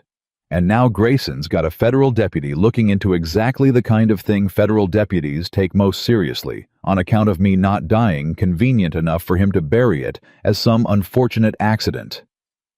He reached for her hand, his grip weaker than usual, but no less certain. "You look like you haven't slept."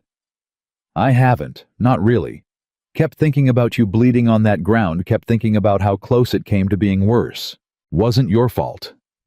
"Feels like it was," Abigail admitted, the words coming harder than she expected. "You wouldn't even be in Cedar Hollow if it weren't for me. Wouldn't have made an enemy of Grayson. Wouldn't be lying here with a bullet wound in your shoulder." Caleb was quiet a moment, studying her face with the same careful attention he'd given her that very first day in the street. "You remember what I told you that night on your back step, about choosing this?" "I remember. Wasn't a lie, Abigail. Wasn't something I said because it sounded fine in the moment. I chose this. Chose you. Chose standing beside you against a man like Grayson, knowing full well what kind of man he was capable of being. If that choice cost me a bullet in the shoulder, that's a cost I'm willing to carry, same as you've been carrying the cost of standing up to this whole town for 6 years running. Don't you dare sit there blaming yourself for a choice that was mine to make." Something in Abigail's chest loosened at that some knot of guilt she hadn't fully realized she was carrying until his words worked it free. "Thomas Miller's still in that jail cell," she said quietly. "Sarah's beside herself with worry, and I haven't had a spare minute to go sit with her the way I should have. Everything's happening so fast." "Then go," Caleb said. "I'm not going anywhere laid up like this. Go sit with Sarah. I'll still be here when you get back." Sarah Miller was sitting on her porch step when Abigail arrived, her 3 children playing listlessly in the yard behind her, and the exhaustion etched into her face told its own story before she said a single word. "They won't let me see him," Sarah said. "Sheriff Daniels says visiting rights are at his discretion, and apparently his discretion says I don't get any." "That's about to change," Abigail said, sitting down beside her. "There's a federal deputy in town now, man named Reeves. He's already investigating everything Grayson's done, the forged notes, your husband's charges, all of it. He means to speak with the sheriff about Thomas directly." Sarah's eyes filled with tears. The particular tears of a woman who'd been holding herself together through sheer necessity, and could finally, for one brief moment, let some of that careful control slip. "Is it really happening? After everything? Is it really finally happening?" "I believe it is," Abigail said. "Grayson tried to have Caleb killed last night, shot him outside the livery. That's the kind of thing that gets federal attention fast, and once federal attention arrives, it doesn't leave until it's found the whole truth of what's been happening in this valley. Caleb was shot." Sarah's hand flew to her mouth. "Is he? He'll heal," Abigail said, though her voice caught slightly on the words. "Doc Williams says he was lucky. Half an inch different, and I'd be having a very different conversation with you right now." "He didn't have to do any of this," Sarah said softly. "Could have ridden back up his mountain the very first week and none of us would have blamed him for it. Man's got no family in this valley, no stake in any of our troubles. He said something similar to me once, Abigail said. Said a man forgets living alone that there's still people in the world worth caring about. I think helping this valley reminded him of that. I think that's worth more to him than the risk it cost. Sarah wiped her eyes, some of the desperate tension in her shoulders finally beginning to ease. Thank you, Abigail, for all of it. The evidence, the letters to the banks, sitting with Judge Pruitt in the dark, all of it. I don't know how we'll ever repay you. You don't owe me anything, Abigail said. This is what neighbors do for each other. Should have been doing it all along this whole valley, instead of letting Grayson pick us off one at a time, because we were all too scared to stand together. Deputy Reeves found Sheriff Daniels at the jailhouse an hour later, and though Abigail wasn't present for the conversation itself, the results became apparent by evening when Sarah arrived breathless at the store to report that Thomas had been released. The assault charges dropped pending further investigation into the two witnesses who'd sworn to seeing something that apparently never happened. Reeves questioned them separate, Sarah said, still catching her breath from having run most of the way. Said their stories didn't match up on 3 separate details. Said if they didn't want to be charged with perjury themselves, they'd best reconsider their testimony real quick. Both of them recanted within the hour. Said Grayson's foreman had promised them a full season's wages if they'd just say what he told them to say. And Thomas, home, Sarah said, tears sliding freely down her face, now, happy tears this time. Home with our children where he belongs. Abigail. I don't know how to thank you enough.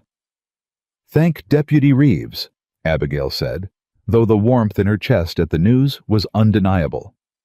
And thank Caleb if you get the chance. Though I imagine he'll wave off the gratitude the same way he always does. Judge Pruitt's testimony, given formally to Deputy Reeves the following morning, proved to be the piece that finally cracked the case wide open.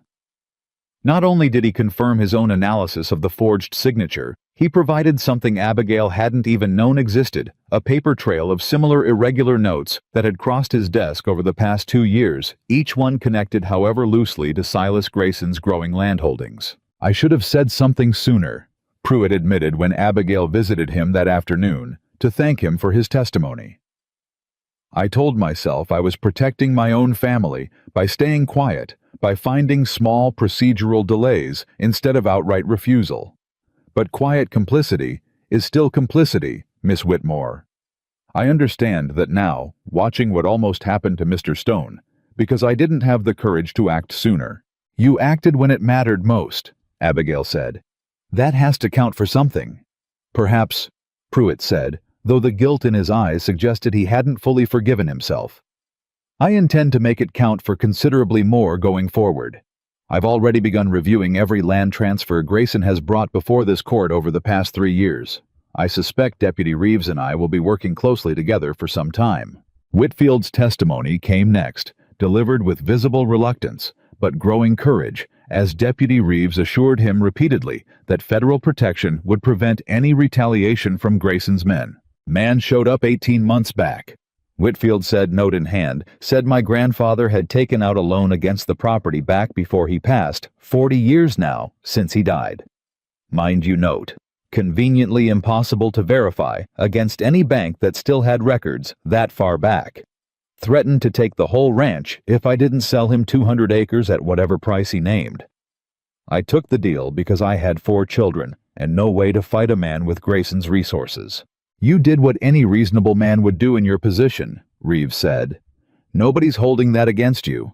What matters now is putting your testimony on record so this pattern can't continue against anyone else in this valley. By the 4th day, the evidence had grown into something Abigail could hardly have imagined possible just a week before 7 separate testimonies.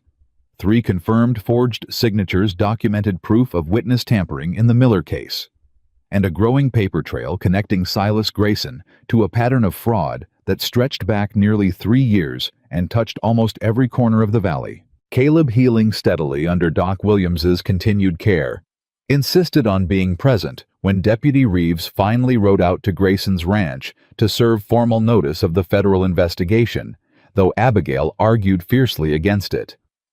You can barely lift your arm above your shoulder, she said, standing in the doorway of the small room above the livery where he'd been recovering. You are not riding out to confront Silas Grayson. Not confronting anybody, Caleb said, already working his good arm through his shirt sleeve with careful, determined movements. Just riding along as a witness. Reeves asked me to come on account of I'm the one who got shot. Man's got a right to have the victim present when formal charges get discussed. Caleb, I'll sit my horse slow and careful, he said, and I won't say a single unnecessary word once we're there, and Hutch'll be riding beside me the whole way in case anything goes sideways. But I am not staying behind in this room while the man who tried to kill me finally answers for it. That's not something I'm willing to miss, Abigail, not for anything. She recognized in the stubborn set of his jaw the same determination she'd felt herself standing in the street 8 days before refusing to walk away from Boyd Caro's cruelty, and understood there was no arguing him out of it. Then I'm coming too, she said. Figured you would. Caleb said something almost like a smile breaking through the exhaustion on his face. Wouldn't expect anything less from you. Silas Grayson's ranch house sat at the head of the valley, a sprawling structure that had clearly been built to announce its owner's wealth to anyone traveling the main road. And Grayson himself stood on the porch when Deputy Reeves's small party rode up the long drive, his composure once again fully restored, though something wary had crept into his eyes as he watched them approach. Deputy, Grayson said, descending the porch steps with careful, measured dignity. I understand you've been busy in Cedar Hollow this past week. I have, Reeves said, dismounting. Busy enough that I've prepared formal federal charges against you, Mr. Grayson, for fraud, forgery, witness tampering, and attempted murder in the shooting of Caleb Stone 3 nights past. Grayson's face went very still. That's an extraordinary accusation, Deputy, made on the word of a shopkeeper with a personal grudge and a wounded man who has every reason to exaggerate what happened to him in the dark. It's not made on their word alone, Reeves said. It's made on 7 separate testimonies from families across this valley on Judge Pruitt's own analysis, confirming multiple forged signatures on 2 of your own hired hands, recanting perjured testimony against Thomas Miller, once they understood the consequences of continued lying, and on a documented pattern of fraudulent land acquisitions stretching back nearly 3 years. I have more than enough here to see you held for federal trial, Mr. Grayson, and I intend to do exactly that. For a long moment, Grayson said nothing at all, his composed mask cracking slowly visibly in front of everyone gathered on his own front porch. This is absurd, he said finally, though the confidence had drained almost entirely from his voice. I built this valley's economy. I employed half these families you claim I've wronged. Without my investment, Cedar Hollow would still be nothing but a scattered handful of failing homesteads. You built your fortune stealing from the very people you claim to have helped. Abigail said, unable to hold her silence any longer. Every family you drove off their land, every note you forged, every threat you dressed up as concern for fragile arrangements. You didn't build this valley, Mr. Grayson. You cannibalized it. Something ugly flickered across Grayson's face, and for one tense moment, Abigail thought he might actually lunge at her, but Caleb shifted his weight forward on his horse just slightly, just enough to remind everyone present exactly why they were all gathered on this porch in the first place, and Grayson's rage folded back down into something colder and more controlled. You'll regret this, Grayson said, his voice low now, venomous. All of you. I have resources you cannot begin to imagine, lawyers who will tie up any federal case for years. Federal cases don't work the way territorial courts work, Mr. Grayson, Reeves said. Your money reaches exactly as far as county lines and beholden judges. It does not reach Washington, and it does not reach the federal marshal's office. And it most certainly does not reach a jury of citizens who will hear first-hand testimony from 7 families you've spent 3 years defrauding. Grayson's hands curled into fists at his sides, and Abigail watched with something that felt almost like disbelief as the man who had terrorized this entire valley for years finally visibly began to understand that his power had limits after all. I want to speak with my own lawyer before I say another word, Grayson said finally, some last vestige of composure reasserting itself. You're entitled to that, Reeves said. You're also under arrest effective immediately pending transport to the territorial courthouse for formal federal proceedings. My deputies will escort you there directly. 2 men, Abigail hadn't noticed before, apparently riding with Reeves specifically for this purpose, moved forward to flank Grayson. And for the first time in the entire ordeal, Silas Grayson looked standing on his own porch, surrounded by federal authority. He could neither bribe nor intimidate, genuinely and completely powerless. The news moved through Cedar Hollow that same evening with the speed of wildfire, and by the following morning, the entire town had gathered unbidden in the street outside Abigail's store, drawn by the same hunger for spectacle that had brought them out 9 days before to watch her confront Boyd Caro. Except this time, the mood carried something entirely different. Relief. Vindication. And for many of them, a quiet, uncomfortable reckoning with exactly how long they'd allowed fear to keep them silent while Silas Grayson terrorized their neighbors, one family at a time. Norma Wells found Abigail behind the counter that morning, and for once there was no thread or button serving as pretense for her visit. "I owe you an apology," Norma said without preamble. "Not just for what I said in that street 9 days ago, for 6 years of it. Every whisper, every assumption, every time I let this town decide who you were without once bothering to ask you myself." "Norma, you don't have to." "I do have to," Norma said, firm now. "I watched you fight a man none of the rest of us had the courage to stand against. Watched you nearly lose everything you built. Watched a good man take a bullet defending what was right. And I realized, somewhere in the middle of it, that everything I'd ever said about you being too proud, too hard, too much, none of it was ever really about you at all. It was about the rest of us being uncomfortable with a woman who didn't need our approval to survive. That's not a flaw in you, Abigail. That was always our failing, not yours."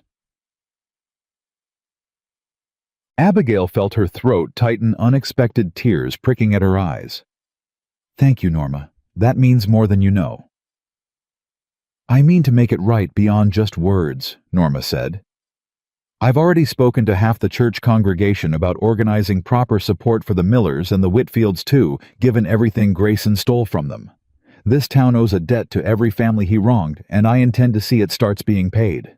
Caleb, still healing but growing stronger by the day, found Abigail on the back step that evening, the same step where they'd sat together the night before. He'd ridden out for the marshal's office and settled down beside her with careful, deliberate movements that spoke to lingering pain he was determined not to complain about. "Grayson's being held at the territorial courthouse," he said. "Reeves tells me the case against him is about as solid as federal cases come. Man's looking at years most likely once everything's properly tried." "It's over." Abigail said the words feeling strange and unfamiliar in her mouth after 9 days of relentless fear. "After everything, it's actually over. This part of it anyway," Caleb said. "Reckon there'll be paperwork and testimony and all manner of tedious legal business still ahead. But the part where a man threatens your life and mine, the part where families lose their homes to forged paper, that part's done." Abigail leaned into his good shoulder, careful of his injury, and felt him settle his arm around her with the same steady certainty he'd shown her from that very first day in the street. "I keep thinking about what Norma said this morning," she said quietly, "about how this town spent 6 years deciding who I was without ever once asking me directly. I spent those same 6 years believing I had to prove something to all of them. Had to be strong enough, capable enough that nobody could ever say I needed anyone or anything I hadn't earned entirely on my own. And now I understand that proving something to people who already decided not to see you clearly was never going to change anything," Abigail said. "The only thing that ever actually mattered was whether I could look at myself honestly and know I'd built something worth being proud of. Everything else was just noise." "That's a hard lesson to learn," Caleb said. "Took me 6 years on a mountain to learn something similar. Told myself I was protecting myself staying alone up there. Really, I was just hiding from the possibility that I might lose something again if I let myself want it." "And now?"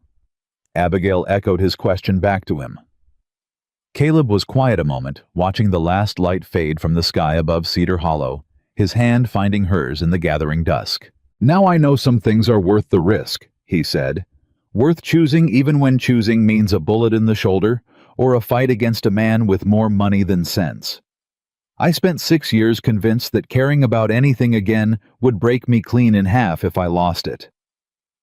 Watching you fight for this valley, fight for people who didn't even deserve your loyalty half the time, given how they'd treated you, that taught me something different. Taught me that the alternative to risking loss isn't peace. It's just a slower kind of disappearing." Abigail turned to look at him fully, then searching his face in the fading light, and found nothing guarded there at all.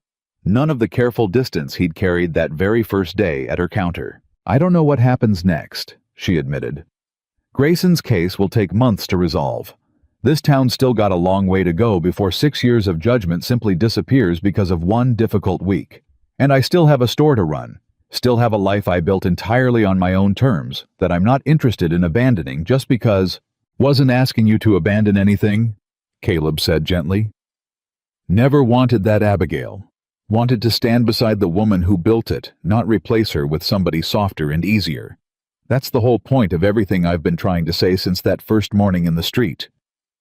"Then what are you asking?" Caleb considered the question with the same careful, deliberate attention he brought to everything, and when he finally answered, his voice carried a certainty that settled something deep and uncertain in Abigail's chest. "Asking if there's room in the life you built for a mountain man who's finally figured out he'd rather build something new beside you than keep hiding alone on a peak 2 days from anyone who might need him. Don't need an answer tonight. Reckon we've both got some healing left to do, you and me both in our own particular ways. But I wanted you to know the question's there whenever you're ready to answer it." Abigail didn't answer with words at all. She answered by resting her head against his good shoulder, careful of his wound, and staying there in the gathering dark, long after the last light had faded from the sky above Cedar Hollow. Two people who had both spent years building walls out of loss and fear, finally cautiously beginning to imagine what it might look like to build something together instead. The weeks that followed moved slower than Abigail expected, and faster too, in the strange way that difficult seasons often did once the worst of the danger had passed. Silas Grayson remained held at the territorial courthouse awaiting trial, and word filtered back to Cedar Hollow in pieces, carried by Deputy Reeves on his periodic visits to gather additional testimony. The case had grown, not shrunk, in the weeks since his arrest.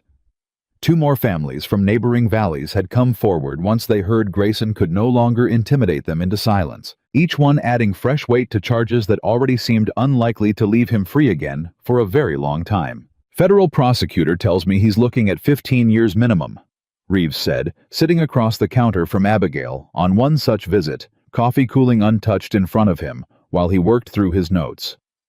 "Fraud alone would have been serious enough. Attempted murder on top of it, with a witness alive to testify. That's the kind of charge that doesn't leave much room for a light sentence." 15 years, Abigail repeated, letting the number settle.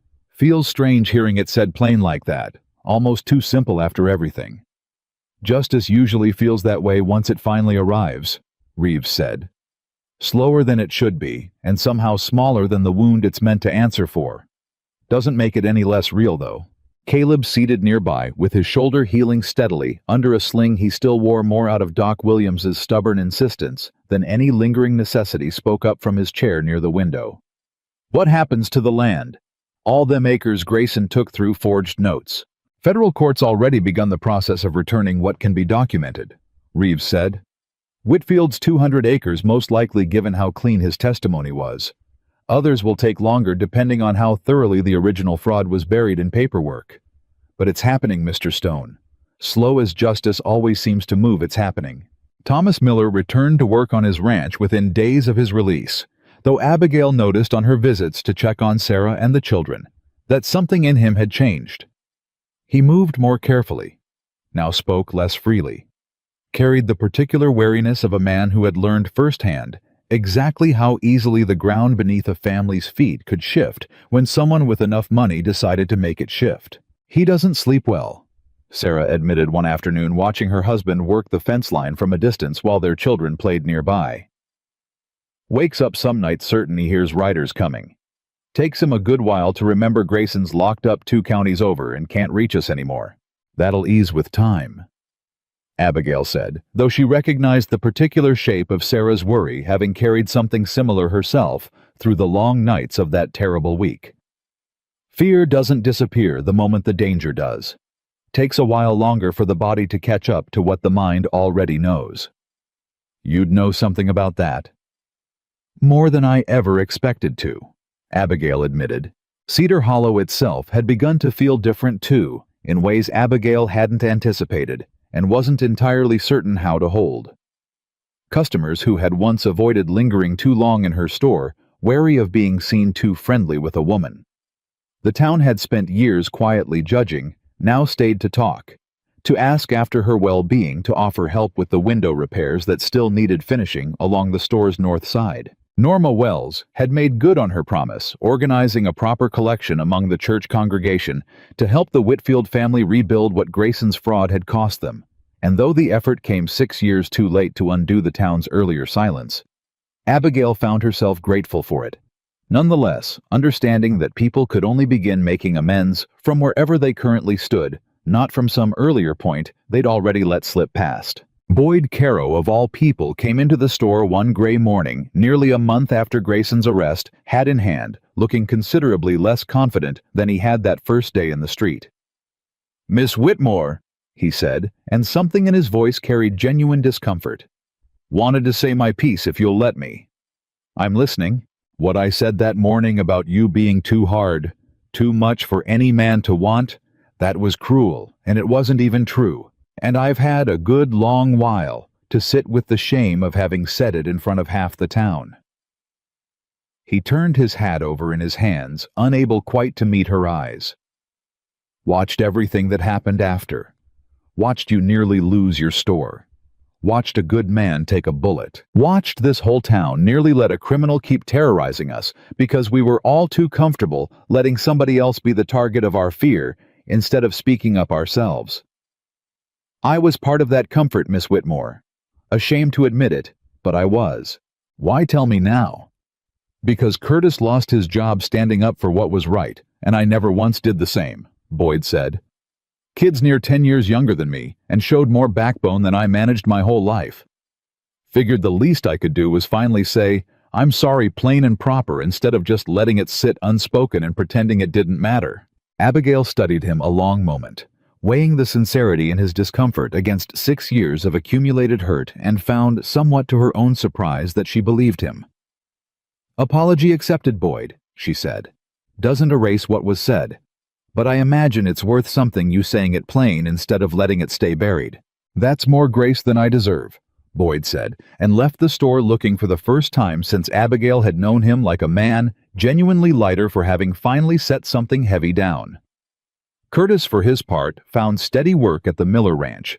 Within weeks, Thomas Miller, having heard the full story of his role in exposing Grayson's fraud and insisting on hiring him the moment his own operation had stabilized enough to afford another hand. "Man deserves work after what he risked," Thomas said when Abigail mentioned it to him during one of her visits. "Boy stood up when it mattered, cost him his job, and near enough his safety besides. That's the kind of character worth investing in." Curtis himself, when Abigail encountered him a few days later delivering supplies to the ranch, seemed almost embarrassed by the gratitude directed his way. "Wasn't nothing special," he said, shifting a feed sack with more attention than the task strictly required. "Just did what my pa would have wanted. Don't feel right everybody making a fuss over it." "Sometimes doing what's right feels like nothing special while you're doing it," Abigail said. "Doesn't make it any less rare, Curtis. This valley's got plenty of people who knew what was right and stayed quiet anyway. You didn't. That matters whether it feels special to you or not."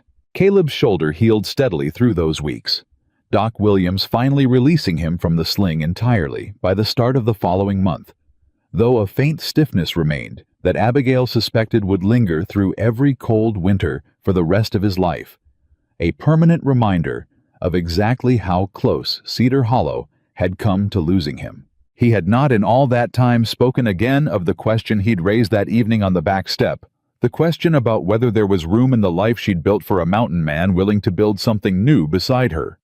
And Abigail found herself more than once wondering whether he'd reconsidered whether the urgency of danger passing had cooled something that had only burned so bright under the pressure of shared crisis. She raised it herself, finally, on an evening when the store had closed early, and the two of them sat together on the same back step where so much of their story had already unfolded. "You never answered your own question," she said. "The one about building something new. Been weeks now, and you've said nothing more about it." Caleb was quiet a moment, and something in his stillness made her stomach drop with sudden uncertainty. "Wasn't trying to avoid it," he said finally. "Was trying to give you room to answer in your own time without me pressing on it before you'd had a chance to breathe properly after everything that happened. Figured a woman who just survived what you survived deserved a little peace before anybody asked her to make a decision that big." Relief loosened something tight in Abigail's chest. "That's remarkably considerate of you. Try to be when it matters." Caleb said, a faint smile tugging at his mouth. "Doesn't mean the question's gone anywhere, though. Still sitting right where I left it. Still mean every word of it." "Then I suppose I should answer it properly," Abigail said, turning to face him fully in the fading light. "Yes, Caleb Stone. There's room. Been room for a good while now, if I'm honest with myself, though. It took me longer than it should have to admit it plain." Something shifted across his face. Then relief, and something warmer both, and he reached for her hand, with the same steady certainty he'd shown from that very first day. "What does that room look like exactly?" he asked. "Because I'll be honest, Abigail, I don't much fancy the idea of you giving up this store, this life you built with your own two hands. And I've got a ranch 2 days up the mountain that's mine in every way that matters, even with Grayson's old debt still hanging over part of it, until the federal court sorts through the last of his tangled paperwork. Then maybe the answer isn't choosing one life over the other," Abigail said slowly, the idea forming even as she spoke it aloud. "Maybe the answer is building something that holds both. You've got grazing land and open country. I've got a business that supplies half this valley and a mind for numbers that could use expanding beyond just flour and rope.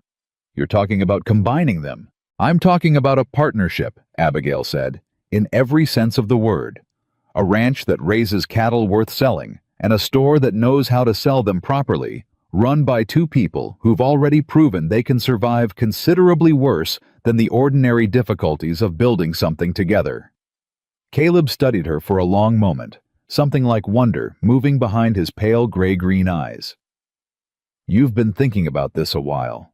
Longer than I've been willing to admit," Abigail said.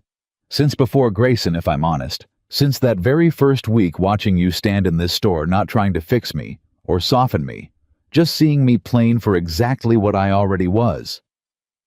"That's the only way I know how to see anybody worth seeing," Caleb said quietly.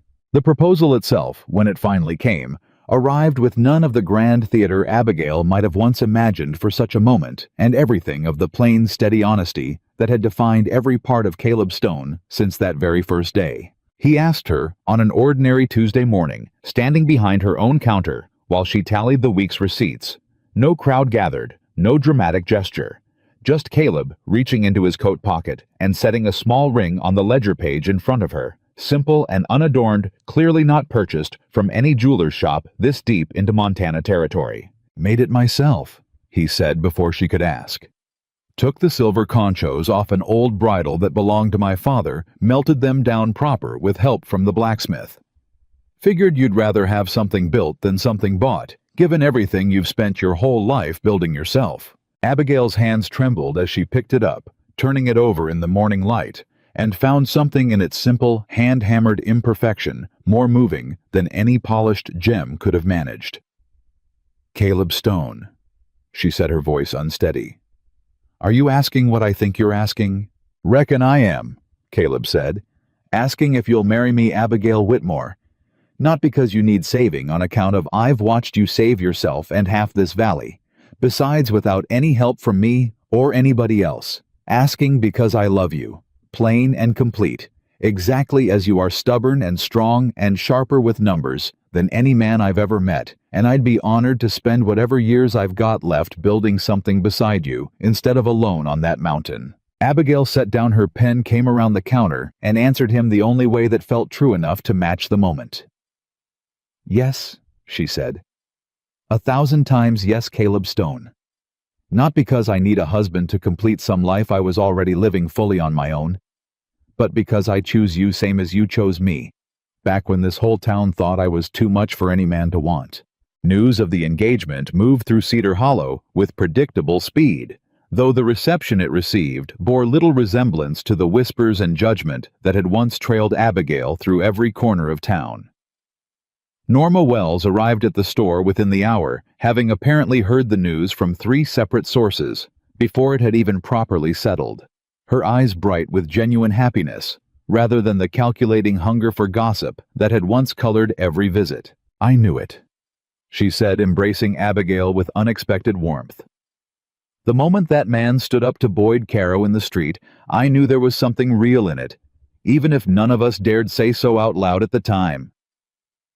You told me a fortress was a lonely place to grow old in, Abigail reminded her, laughing despite herself. And I was wrong to say it the way I did, Norma admitted. But I wasn't entirely wrong in the sentiment, was I? Everybody deserves somebody worth building a life beside Abigail. Took this whole valley, nearly losing you both, to understand you'd already found exactly that. The wedding, when it finally came together some 6 weeks later, was a modest affair by most standards, held in the small church at the center of Cedar Hollow, with barely 50 people gathered inside its plain wooden walls. But what it lacked in grandeur, it more than made up for in the particular weight of everyone present. A town that had spent 6 years deciding who Abigail Whitmore was now gathered entirely to celebrate the truth of who she'd always actually been. Sarah Miller sat in the second pew with Thomas beside her, their children fidgeting quietly through the ceremony, Thomas's hand wrapped tight around his wife's the entire time, in the particular way of a man who understood now more than ever exactly how precious an ordinary Sunday morning together could be. Curtis stood near the back, having borrowed a proper coat for the occasion, his young face carrying an expression of quiet pride that suggested he understood on some level that he'd played his own small but crucial part in the story unfolding before him. Judge Pruitt sat near the front, his testimony against Grayson having cost him considerably in the political favor he'd once carefully cultivated, though the peace visible in his weathered face suggested he'd found the trade worthwhile. Even Boyd Caro attended, standing quietly near the doorway, and though he said little to anyone through the ceremony itself, he stayed until the very end, and that Abigail understood was its own kind of apology, continued. Hutch stood as Caleb's witness, gruff and visibly uncomfortable in his one good suit, though the pride in his weathered eyes betrayed how deeply he'd come to care for the man he'd helped protect through the worst of the danger. Deputy Reeves, having ridden back through Cedar Hollow specifically for the occasion, despite the demands of Grayson's ongoing prosecution, sat near the back with the particular satisfaction of a man who understood he'd witnessed something rare. A genuine happy ending emerging from the wreckage of the crimes he'd spent his career fighting. "Do you, Caleb Stone, take this woman?" the pastor began, and Caleb's voice, when he answered, carried none of the roughness Abigail had grown accustomed to, only a steady, unshakable certainty that settled deep into her chest. "I do," he said, completely and without reservation. When it came her turn, Abigail found her own voice steadier than she'd expected, 6 years of proving her strength to a doubtful town, having prepared her in the end for exactly this moment of choosing something entirely for herself. "I do," she said, and meant it more fully than she had ever meant anything in her life. The reception that followed spilled out into the street in front of the church tables, borrowed from half the households in Cedar Hollow, laden with food contributed by neighbors who 6 weeks earlier might never have imagined themselves celebrating Abigail Whitmore's happiness so freely. Sarah found her during a quiet moment, both women stepping away from the noise and celebration for a few minutes of private conversation. "Thomas and I have been talking," Sarah said, "about the store and the ranch you and Caleb mean to combine. We were wondering if you might consider taking on a partner in the cattle side of things. Thomas has always had a good eye for breeding stock, and between your business sense and Caleb's land, seems like there might be room for more than just the two of you to build something worthwhile out of all this." "I think that's a fine idea," Abigail said. "This whole valley could use more people building together instead of everyone struggling alone the way we all were before. Grayson taught us that lesson the hard way. Sarah said. "Wish it hadn't taken something so terrible to teach it. But I suppose better late than never." Caleb found Abigail near the edge of the gathering as the afternoon light began to soften toward evening, and though the celebration continued behind them, the two of them stood quietly apart for a moment, taking in everything that had happened since that first terrible morning in the street. "Feels strange," Abigail said, "looking back at everything that's happened since you rode into this town. Feels like a different life entirely, the woman I was that first day, so certain she'd spend the rest of her years proving to a town that had already decided against her that she could survive perfectly well alone." "You still proved it," Caleb said.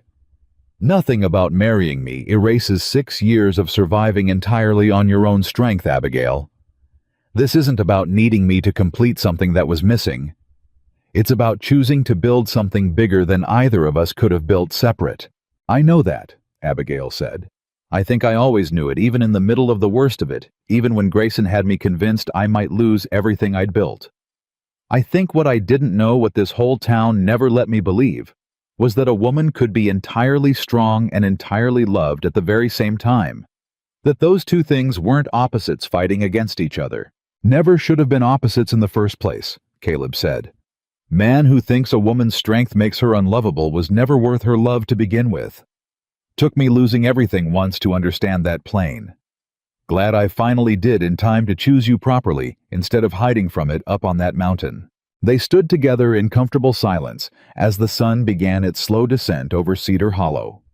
The town spread out around them, transformed in the span of a single difficult summer, from a place that had spent 6 years quietly deciding who Abigail Whitmore was, into a community that had finally painfully learned to look at people honestly, instead of settling for whatever story felt most comfortable to believe. "What happens now?" Abigail asked, though the question carried none of the fear it might have carried months before, only genuine curiosity about the shape of the life stretching out ahead of them both. "Now," Caleb said, drawing her close, despite the lingering stiffness in his healing shoulder.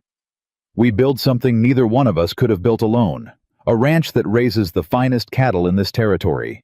A store that supplies half the valley honestly the way it always should have been supplied. Children, maybe, if that's something you still want given everything you've already built without needing anybody else's blessing to do it." "I think I'd like that," Abigail said softly. "Building a family with a man who never once asked me to be anything other than exactly what I already was." "Wouldn't dream of asking you to be anything else," Caleb said. "Fell in love with the woman who stood in that street and refused to apologize for surviving. Wouldn't want her any other way, not for anything in this world." The years that followed proved everything that final summer had promised.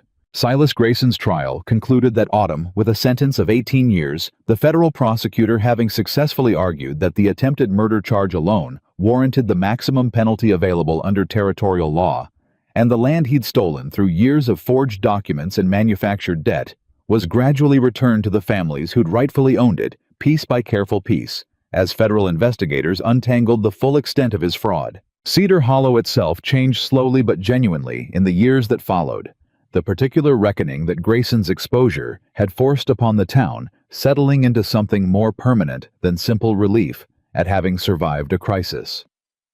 Neighbors who had once watched silently while families lost everything to a wealthy man's greed learned gradually the deeper cost of that silence, and though old habits died slowly, Cedar Hollow became, over time, a town considerably less willing to let fear dictate its collective conscience. The Stone Ranch, as it came to be known throughout the valley, grew steadily under Caleb and Abigail's combined management, cattle raised on the high mountain grazing land.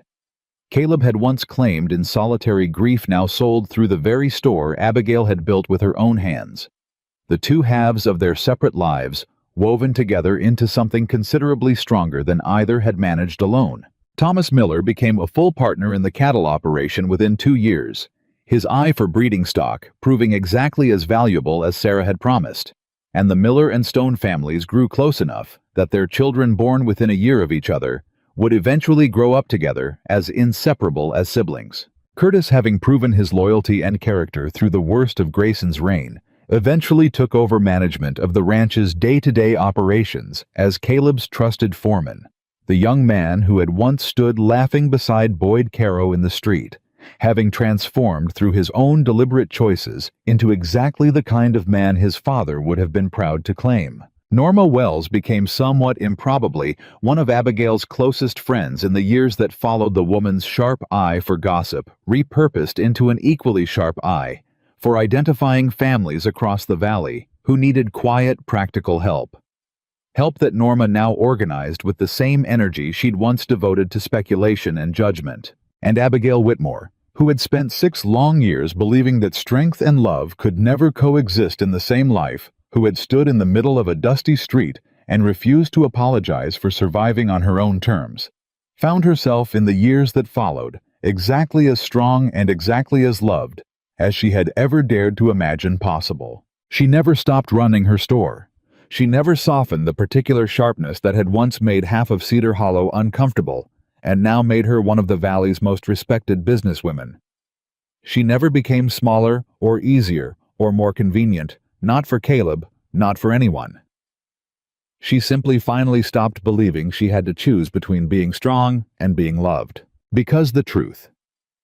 Cedar Hollow had taken an entire summer of fear and violence and hard-won courage to finally understand was the same truth Caleb Stone had seen clearly from that very first morning in the street, watching a woman refuse to apologize for surviving while an entire town laughed at her expense. Abigail Whitmore had never needed fixing. She had never needed softening or saving or shaping into some smaller, more comfortable version of herself that the world found easier to love. She had only ever needed someone willing to see her exactly as she already was and love her precisely because of it, not in spite of it. And in Caleb Stone standing quiet and steady at the edge of a street where a whole town had once decided she was too much for any man to want, she had finally completely found exactly that. The woman everyone said was too much for any man to love had proven in the end that she had never been too much at all. She had simply been waiting for a man strong enough and gentle enough and honest enough to see the whole of her clearly and choose her anyway.